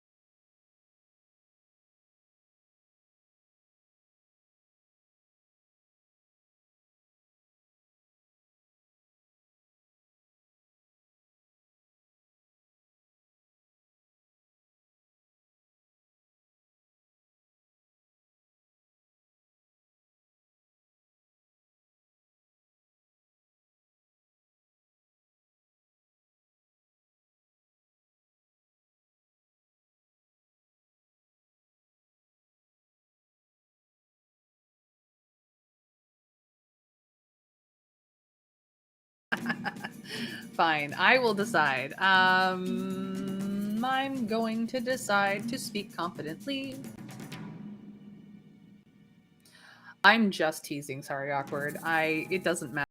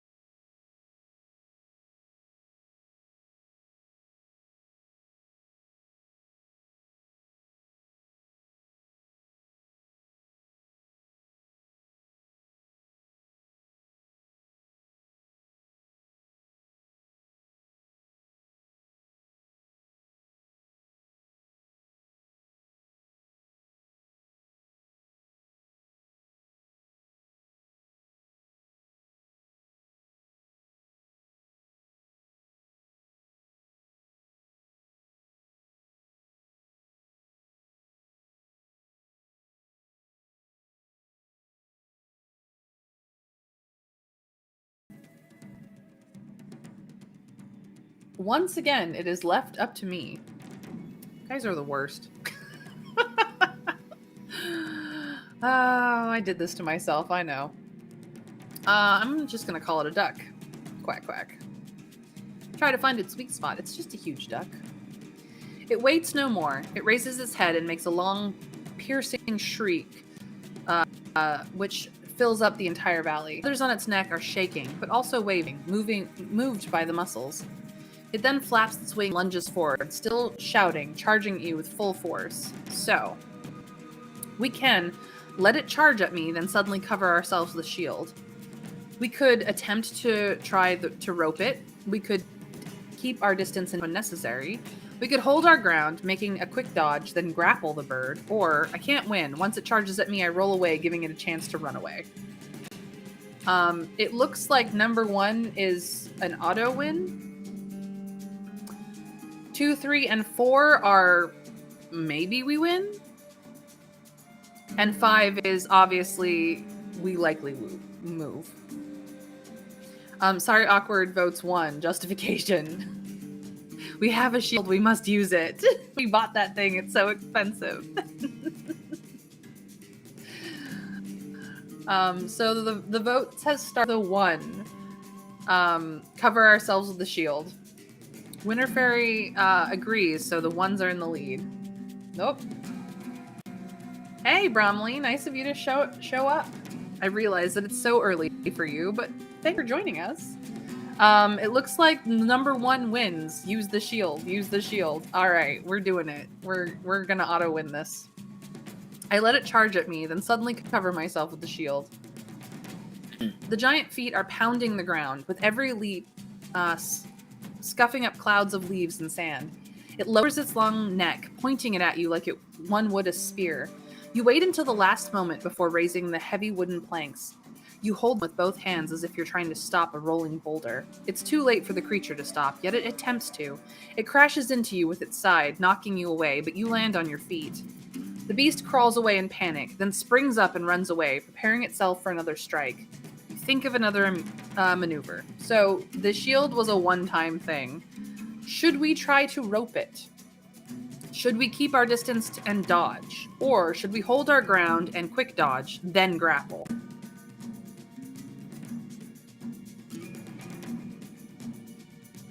Still teaching. That's fantastic, Bromley. I wasn't sure. We haven't really talked about life in a while. But, yay, you had to get up and to get ready for class, so I'm glad you could join us. So I have 1, 2, or 3, because I'm going to ignore 4. We're just ignoring it. Rope, distance, or grapple. I have 2 votes for rope. With 6 viewers, if 4 people weigh in, we'll go with the majority. 1, 2, or 3, rope, dodge, or grapple. Yeah, we got the rope from Tulia. Absolutely, we have our own rope. What did the hunters teach about this enemy? Essentially, be the distraction, bob and weave. They will rope. But we could try to rope it as well. I can show you what the journal says. They wish to capture it alive. Yeah, that doesn't tell us much. But we could attempt to rope it ourselves.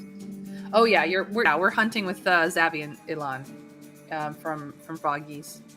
We're just trying to capture a bird, a big bird, a giant bird. Basically an ostrich. We're trying to capture an ostrich.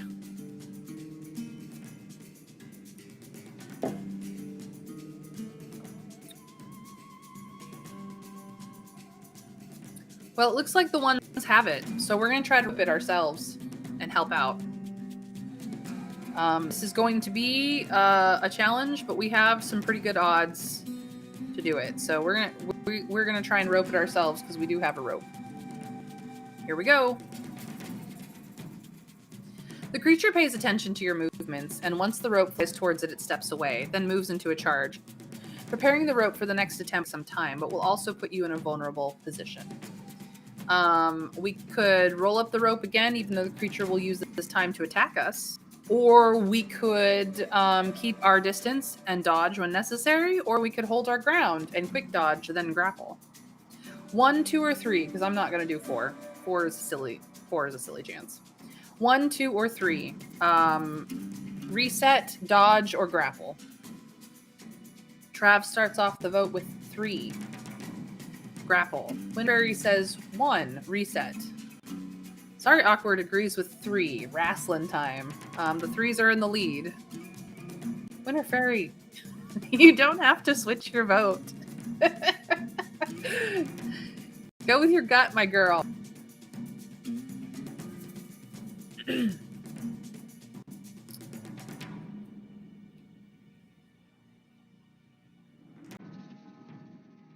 Caleb's vote is 3.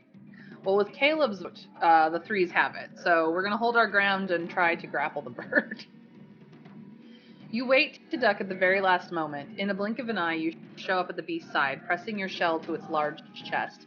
Too large for you to wrap your arms, you try to avoid the massive legs, but the monster turns out to be as confused as you are, making an angry screech and trying to shake off. The feathers are scratching your cheeks and getting in your mouth.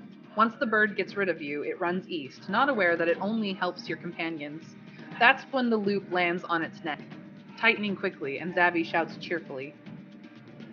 The remains silent, maybe already out of breath. But then it dashes forward so fast you can't help step back. It either doesn't understand the danger involved in moving in its situation or doesn't care about it. It runs forward trying to flee. It makes 2, 5 jumps. You hear Ilan swear. Without looking at him, you know that he let go of the rope. So, we need to stop the bird before it runs away. We grab the loose rope and pull with all our strength. We stand in its way, raising our shield to stop it.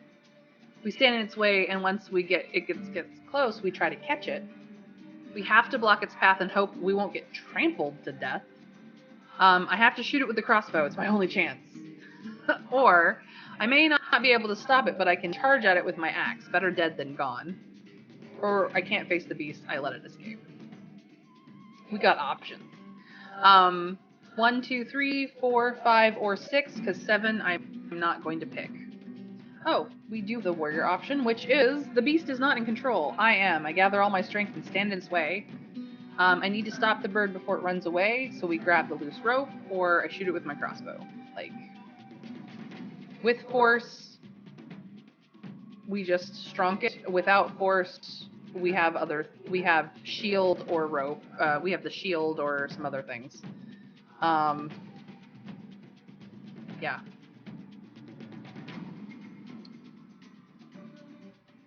Personally, grabbing for the loose rope and pulling might be the best idea. Especially using force.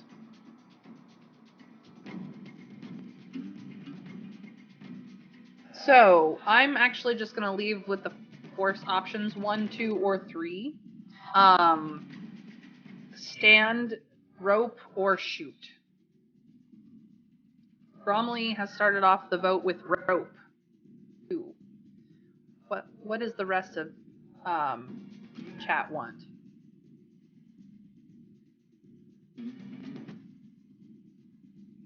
The 2s are in the lead. The 2s have it. Let's go. We're gonna grab the loose rope and pull. And get dirty. Look at that, we got dirty. Hey, Lucky Tragedy, welcome in, welcome in. Glad you could make it. Cast a spell. I don't have spells, I'm a fighter. We didn't go mage. You dash forward, barely reaching the pulled rope, then start to roll it with both hands. You plant your feet on a convenient rock, then pull, felling the bird on its side. But its strength and weight knocks you down as well. It tries to get up, but you keep pulling, fighting against muscular neck and legs. Ilan comes to the rescue. It's now 2 against 1, and the beast can't make as much as a step. After Zabby ropes it with yet another loop, the battle is over. The bird staggers, trying to keep its head straight until, exhausted, falls to the ground. Time to regroup. Cast shield bash. Yeah, no kidding. The bird keeps trying to find a way out, but with little luck. Once it regains a bit of strength, it charges at you, but after just 2 leaps, it gets stopped by the second rope. It regains its voice, screeching at its tormentors, but there's something more hidden behind its previous threats and anger. Maybe pain, maybe contempt. A damn good job, thunders Alan. He points at your shield. Nice idea taking this. You dazed the shit out of it. Companion nods with a grin. Shag me, I missed my throw with the rope, adds Savvy loudly, gasping for breath after a long run, though he keeps smiling with pride. At least the second try worked out. Bird is damn ours, and that's all that matters. So, do I smile and say good teamwork, or I nod at our prey? We should go. If anything tries to get us, we'll struggle to keep the bird on the rope. So, do I want to be friendly, or do I want to be practical? One or two. Friendly or practical? You guys tell me. Travis started the vote with 1, friendly. Winterfurry says 2, practical. I got 6 viewers, so if 4 people weigh in, I'll take the consensus.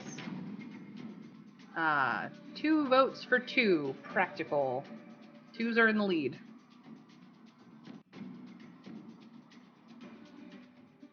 What does the rest of chat think? Sorry Awkward is going to tie it with a 1, friendly. Does someone want to be a tiebreaker? Bromley, please save me from having to make decisions. They've been making me make decisions this whole time. I may have done that to myself by making decisions in the beginning. Please, Bromley, save me. No, you have to choose the end of stream. Fine. Sorry, Awkward, you have too many allies in this chat. Dragon has saved me. Thank you, Dragon. Dragon is my friend. I win. We will be practical. Not at our prey. We should go. If anything tries to get us, we'll struggle to keep the bird on the road. I have at least 1 ally in my own chat. And it's the fellow streamer, no less. I can't argue with that. Ilan stretches his large legs and prepares bags. We're not much of fighters. I don't wish to pay you for saving us on the road. The other forger chuckles as he stays away, keeping the exhausted bird on the taut rope. We're ready if you are. I gather my belongings and lead the men north, looking out for any beasts.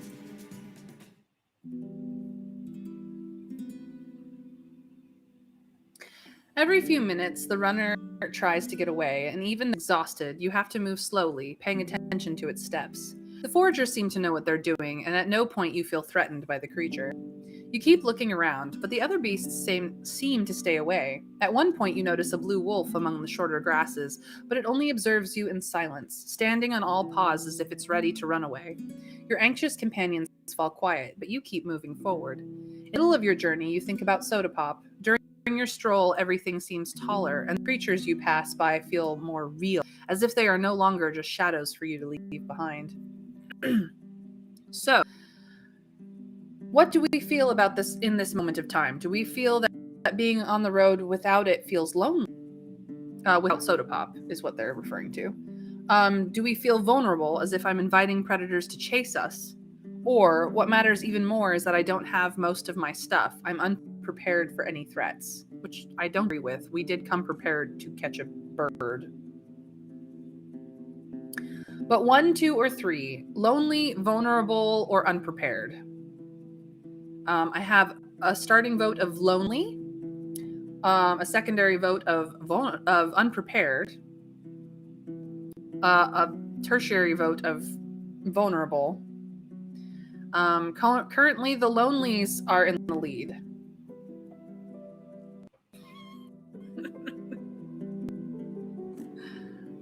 And Sorry Awkward has finished off the vote with the lonelies win. So thank you guys for voting. I love it when my chat participates. And as much as the lurkers aren't participating, I love them too. They're great too. But I love it when chat participates because we're all here to have fun. So being on the road without Soda Pop feels lonely. We like our horse. Yep, our star zebra. Hey, we got paid. Woohoo! We now have many more dragon bones. He observes you from the top of the stairs, with the hand resting on her stomach. Well done, dears. She grins at the sight of the runner. Tether it close to the water, love. She looks at you. Be nice and head to Creeks today or tomorrow. Tell Ephron we're coming, and to give you a bone for the... She glances at the man with one hand as she scowls at the beast. Before she enters the door, she smiles at her son. Once you're done, wash your hands and come for dinner. Tell me everything. Tethering the creature to a beam takes you a few minutes. It lands gasping for air, leaning on his knees, and while Zabby keeps his posture straight, his red face betrays him. Well, says the tall man, I have your dragons here. Thanks for your work, friend. The ringed bones are covered in his sweat. Soda is pawing the ground. We have plenty of time to head up to Creeks and run the message before going elsewhere. So, I don't think we need to talk to the foragers anymore. We've done their quest. We don't really need to go into Foggy's, though we'll probably be here for the end of the day. We could even make it to Gale Rocks and grab the fish and head southward, even. Like, we could just go do that now. We've got time. We've got so much time. We won't have as much time anymore if we go south, but we do need to get that potion for Howler's Dell, so I think the Empress fish is our way in. I know, Dragon. I know you're doing things when you don't talk.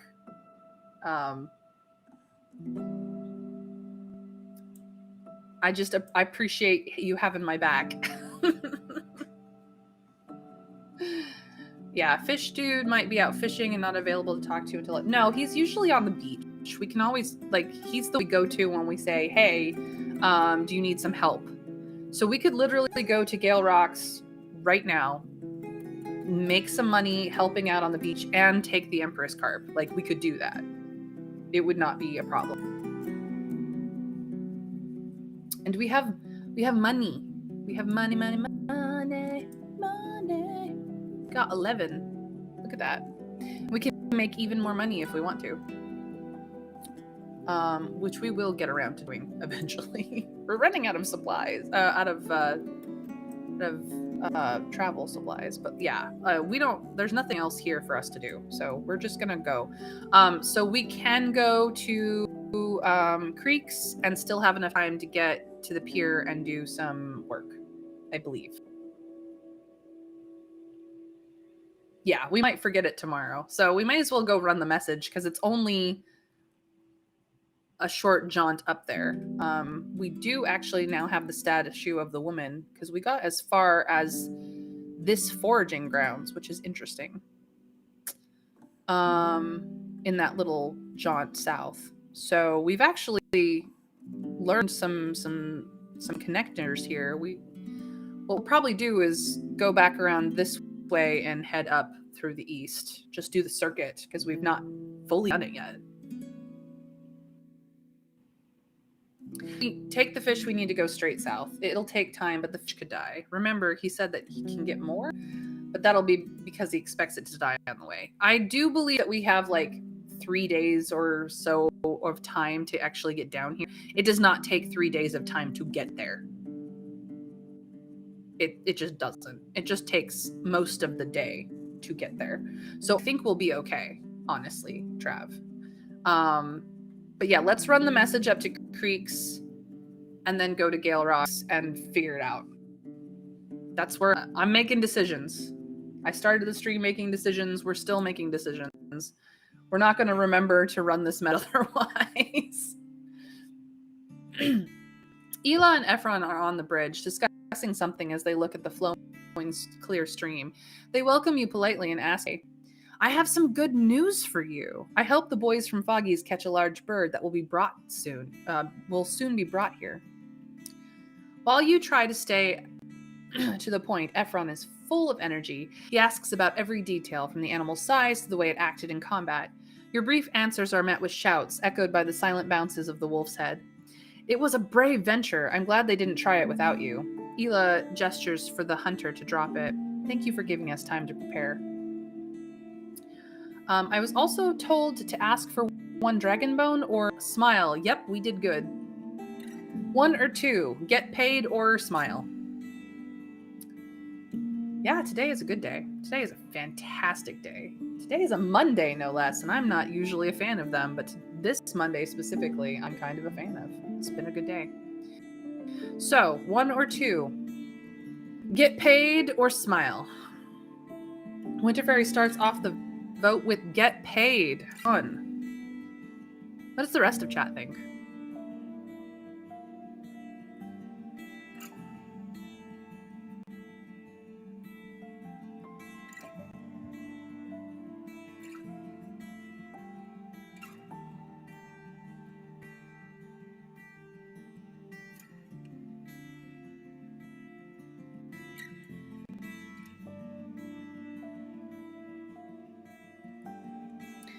We were told to ask for it. We do want to be paid. It's taken a big chunk of time and put us in danger. I mean, yes, we did get paid for the venture itself already. This would be an extra bit of cash, which we have 11. We need way more. We need all the bone coins we can get because we've got things to get. But I guess that is another vote for get paid. So the ones are currently in the lead. What does the rest of chat think?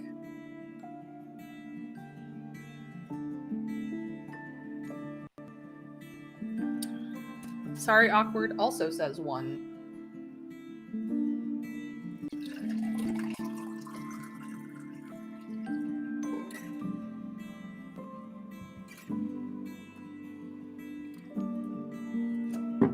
The ones have swept through. That is, everyone's like, get paid, let's go. I was also told to ask for 1 dragon bone. Of course, the carpenter looks around. Pay for the messenger, just give me a minute. He scurries away as quickly as his thick legs allow him. Carry dragons with us, the hunter explains. So how large is the beak? Something like this? He demonstrates the size with his hands, and for another few minutes shout questions. Finally, the dragon bone finds its place in your hand. I'll get to preparations soon, concludes Ela, gasping for air and leaning against the railing, while Ephron lopes away, apparently to prepare the animal pen, as there's no time to waste. The carpenter invites you to follow him to his working station.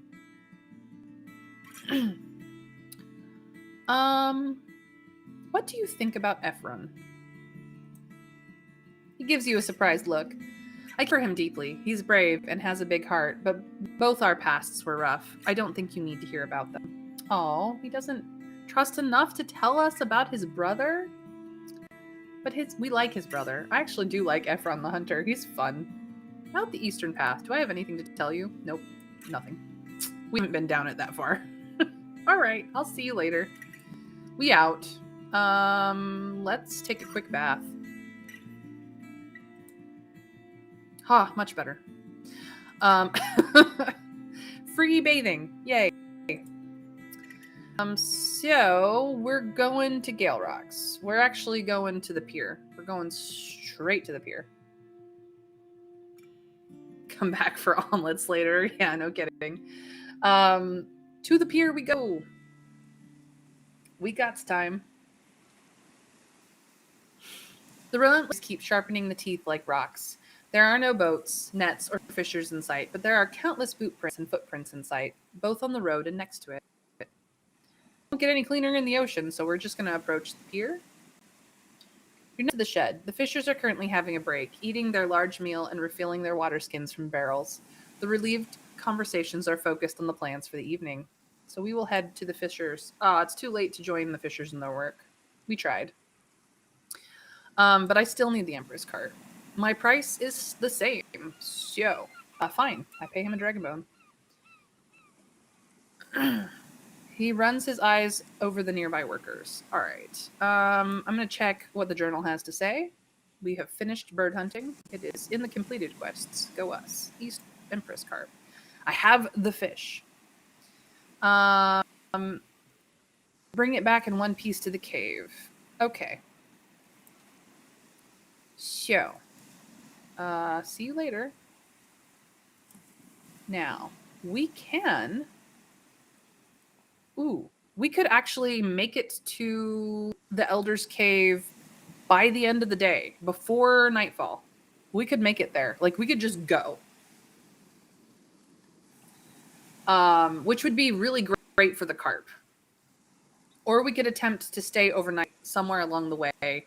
Howler's Dell is the most expensive place to stay. We have no option to stay in either of these places, so the best place that we could go is Foggy's Lake or Gale Rocks, which is fine. We could just go to the Elder's Cave and get it out of the way. See if we can sleep there.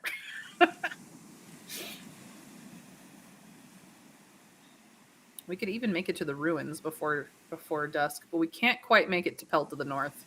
It gets scary. I don't know if we can stay at the Elder's Cave, but we can certainly try. It would be the last thing that I do for chat for this stream is to finish this up.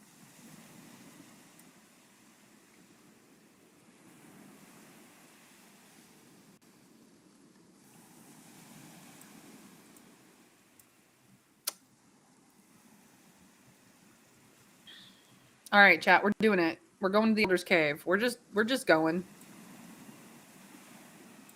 Let's go. The family of deer you met some days ago has returned to the pond, this time accompanied by more members of their pack. One buck towers over all the others, with antlers as large as your palfrey.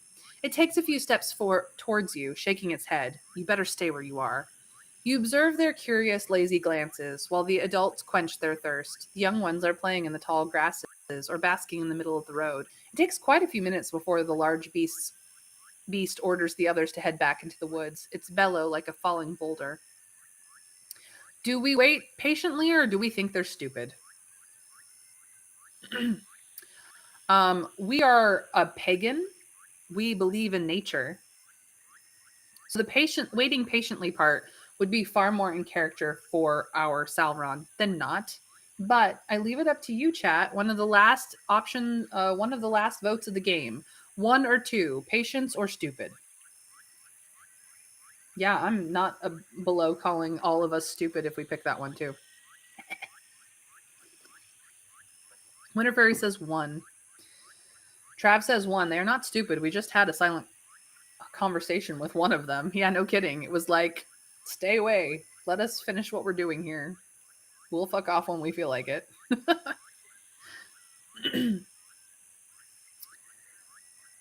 What does the rest chat think?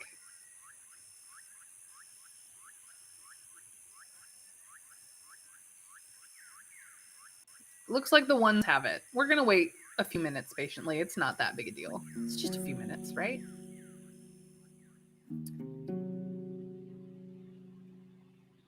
"15 minutes before dusk." Oh, this is going to be bad. A flock of colorful bling in the sky. For a moment, you see not only the old druid, but also his female companion. Touched by years, she's leaning forward. As you arrive, she hides inside the cave. The man welcomes you with an annoyed, "What? What do you need, traveler?" So we can talk a bunch here. But I am going to start with, I've brought what you've asked for. He looks inside the bucket quickly, then gives you a big smile. "Now I'm in your debt, traveler. Let me know if you need a healing touch." He closes the bucket again and puts it on the bench. Have any hunters from creeks visited you recently? I actually don't think any time will pass as we do the talking. Very rarely does talking and asking all your questions cause time to pass, because in this universe, only actions cause the time to pass. Not apparently, talking is not an action. We're not allowed to enter the cavern, so I'm just gonna do all the questions.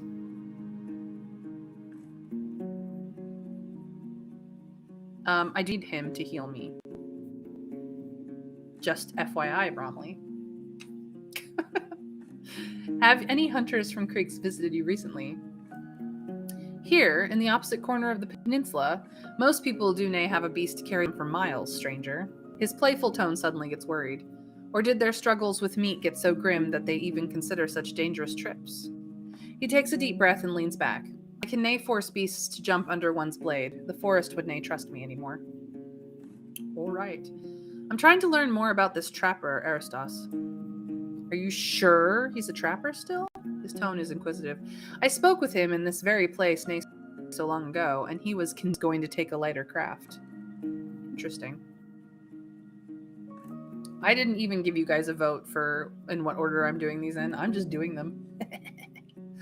Can we talk about Phoebe, Photios' daughter? He's still trying to get a spirit rock? After your nod, he closes his eyes slowly, allowing the gentle breeze to shake his beard. Asteron mentioned the names anger and denial. There's pride in his efforts, but also pain, as he can accept his daughter as the spirits have shaped her. He opens his eyes, leads you to the main path, and looks northwest, at the very distant mountains. Beyond Old Pagos, you'll find the monastery, with its respectable monks and their haunting temple. Them with nay anger, but also nay foolery. Maybe Photios will listen to right followers. Aw, he's sweet. I bring news from Old Pagos. A terrible plague has fallen upon it. Speaking of which... His eyes widen. What did you say? A plague? You tell him everything you've heard about the Sims. He attentively observes your lips and sometimes asks you to clarify some details. Though you usually don't know how to answer him. He finally nods, then turns away and approaches the garden bed. Lost in his thoughts, you wait in silence. He speaks after a short break. There's nothing I can do. His words are trembling. We can say you'll have their blood on your hands. He's pissing me off and that's it. And that's it? Are druids really that useless? Or is there anything I can do? He has to stare at your lips, Bromley, because he's deaf. He's lip reading. So you're just gonna have to come to terms with that on your own, I think. 1, 2, or 3 chat. Grim, angry, or helpful? Travis started out with helpful. Winter Fairy has agreed with helpful. The 3s are in the lead. What does the rest of chat want? 1, 2, or 3? What will it be? Chat, you tell me. Yes, we are helpful, Bromley. Is that your vote as well? I'm going to assume so. It looks like the 3s have 1 in a landslide, so is something I can do. He strokes your beard and examines your equipment. There may be. You can help me cast a spell of great power, but it will take much. You would nay dare, and you'd have to give up a grand reward. 'Tis a quest for a hero, nay a messenger, and there are nay heroes. So, you may be right. Tell me more and I'll decide what to do later on, or you underestimate me. I'll show you what I'm made of. I think you're too late for that particular opinion. Sorry, awkward, but we decided to be helpful. So, 1 is tell us more. 2 is I got this. 1 or 2? What do we do?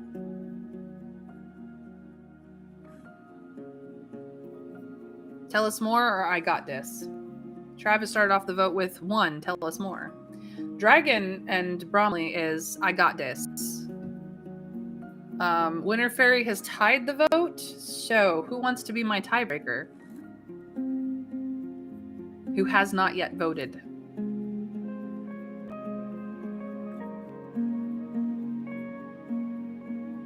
Which would be sorry, awkward, and we both know that he likes to abstain in these moments.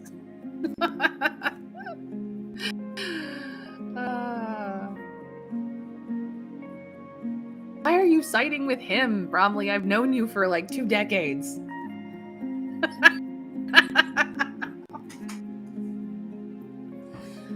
You guys. 3, all of the above. Dragon, you're not helping. You guys. Oh my gosh, fine. You may be right. Tell me more. I'll decide what to do later on. Before you finish, he turns away from you and looks at the falling water. Then listen. Help me awaken Beholder, the good totem from the swamp. You've already passed its altar on the crossroads north from here. It needs to be fed, and it only feeds on spirits. The pneuma held in human blood, the magic locked in items. Offer them, and it will answer your call.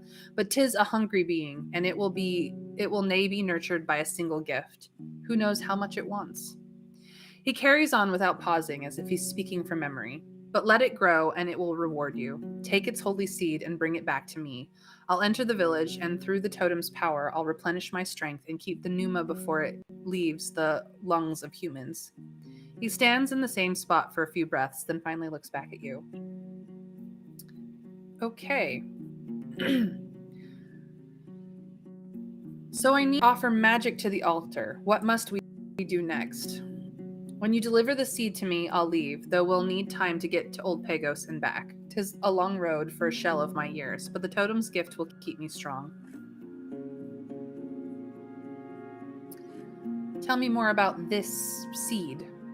His voice becomes confident and solemn. Beholder bears but one fruit a year, and only if its hunger is satisfied. The heart of this fruit, its seed, holds a great power of youth, strength, and magic. Therefore, when the winter ends, the people of Howler's Dell gather at its feet and give away the pneuma held in their blood and possessions. 'Tis a sacrifice that would kill a single soul, but when shared by many, 'tis a sign of acceptance, an act of overcoming pain. Do you have anything I could give the altar? He reaches into a pouch that was previously hanging from his neck. I do know you, and can I trust you, but if 'tis this or the death of dozens of souls, I have nae choice. Here. He reaches out. You see a flat bluish pebble lying on his open palm.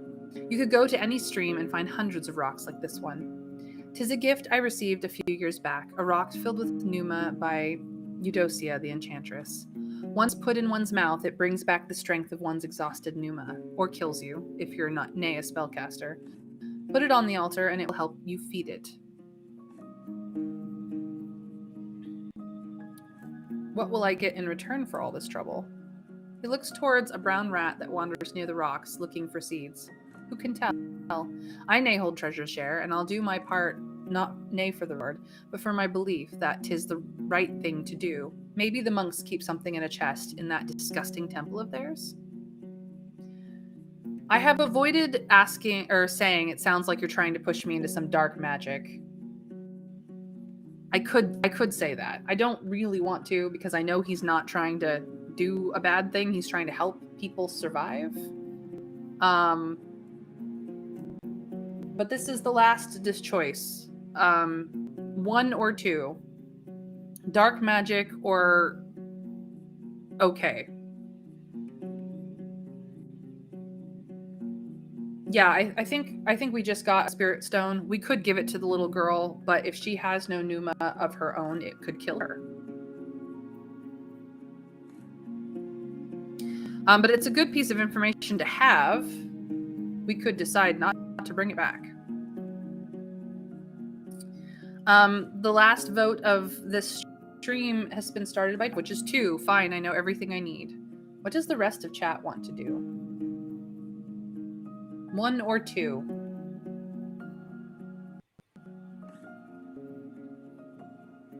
Yeah, we haven't gone to Eudocia yet. We have not found her. She's somewhere in the east, near a tower, and we've just not reached her place of residence as of yet. So, 1 or 2? What shall we do? The vote has started with 2. Rhyme intended.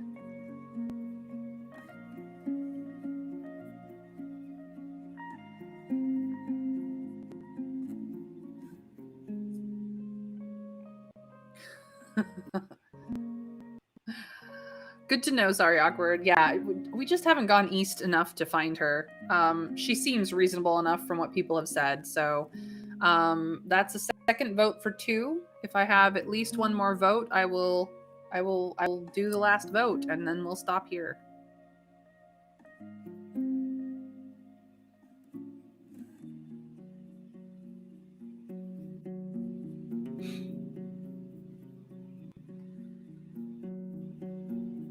Bromley has voted for 1, and we're not going to do that. The 2s have it. Fine, I know everything I need.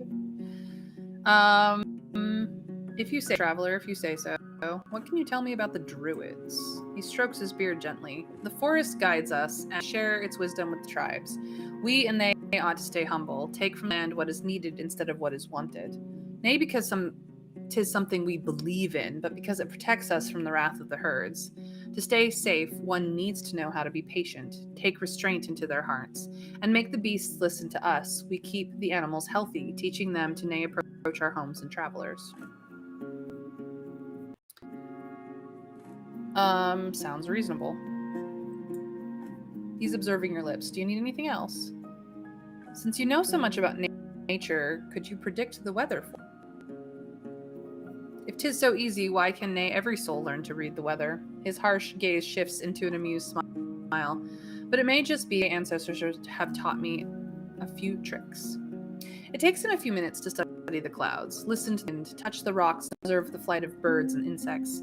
In the end, he crouches with a flexibility that's surprising for his age and speaks out a few words in the old speech, drawing a vague symbol in the ground with a finger, then almost violently grasping the soil. He stands up and blows into his fist, spreading its content in front of him. He then nods towards you. There will be a lot of sun, but also plenty of cold winds. All right. We have nothing more here. It's too dangerous to stay here. You can't sleep here, yet you have to find a safe place as soon as possible. You can find the shelter in Howler's Dell, but the creatures of the night are surely going to attack you. Well, I'm just going to leave it here. We're going to save. This is going to go terribly. Yes, I overwrite that save. Figure it out. So this is the end. Time flew by far too quickly. We had way too much fun. I made far too many decisions. Never again, chat. Never again. And we got some places.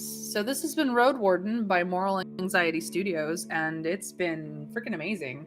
We're in the chonky middle of this game. I don't exactly know how far. We decided not to have a time limit. We are doing it for the story because we like stories here. This is what we do. Story is what we're all about. And so thank you guys for joining me. This is the end of my stream. Let me see if there's anyone that I know, which is very few people, that I can go raid right now. Nope, nobody to raid. Dragon is not streaming right now. We usually go raid him when we can. I have yet to make more friends for the slot after me, so maybe someday we will have consistently somebody to go and raid and say hi to. But this is me finishing up stream. I'm headed out. I stream, generally speaking, Monday through Friday at 1 p.m. Eastern US time. If you are in that time zone, you know when to show up. If you're not in that time zone, look it up. Google will tell you. It is your friend, supposedly. Follower goal is going pretty well. I'm at 46 out of 50 right now. So if you have friends who want to join you, feel free to bring them along. And as a reminder, starting Thursday of this week and moving into Tuesday or Wednesday of next week, I will not be streaming because I will be out of town for my birthday. For those of you who are in the US, see some fireworks on the 4th of July and you will be celebrating my birthday with me. If you are not in the US, I'm sorry that it's just a normal Tuesday, but it is my birthday next week. So I am taking a week off, going out of town, hitting up some medieval times, maybe a movie, maybe the beach. It's gonna be awesome. Birthday week go. Because it's not just my birthday, it's like the birthday of half my family in that week. So we're celebrating all in a week. So yes, I will be streaming through Wednesday, and then on Thursday I disappear for a week. I'm sorry, guys. Thank you for the birthday wishes. I appreciate that. But that's all for stream today. I will remind you again tomorrow about the short week of stream that I have. And I hope you guys will be back tomorrow at 1 p.m. US Eastern to continue Roadwarden with me. Take care, you guys. Bye.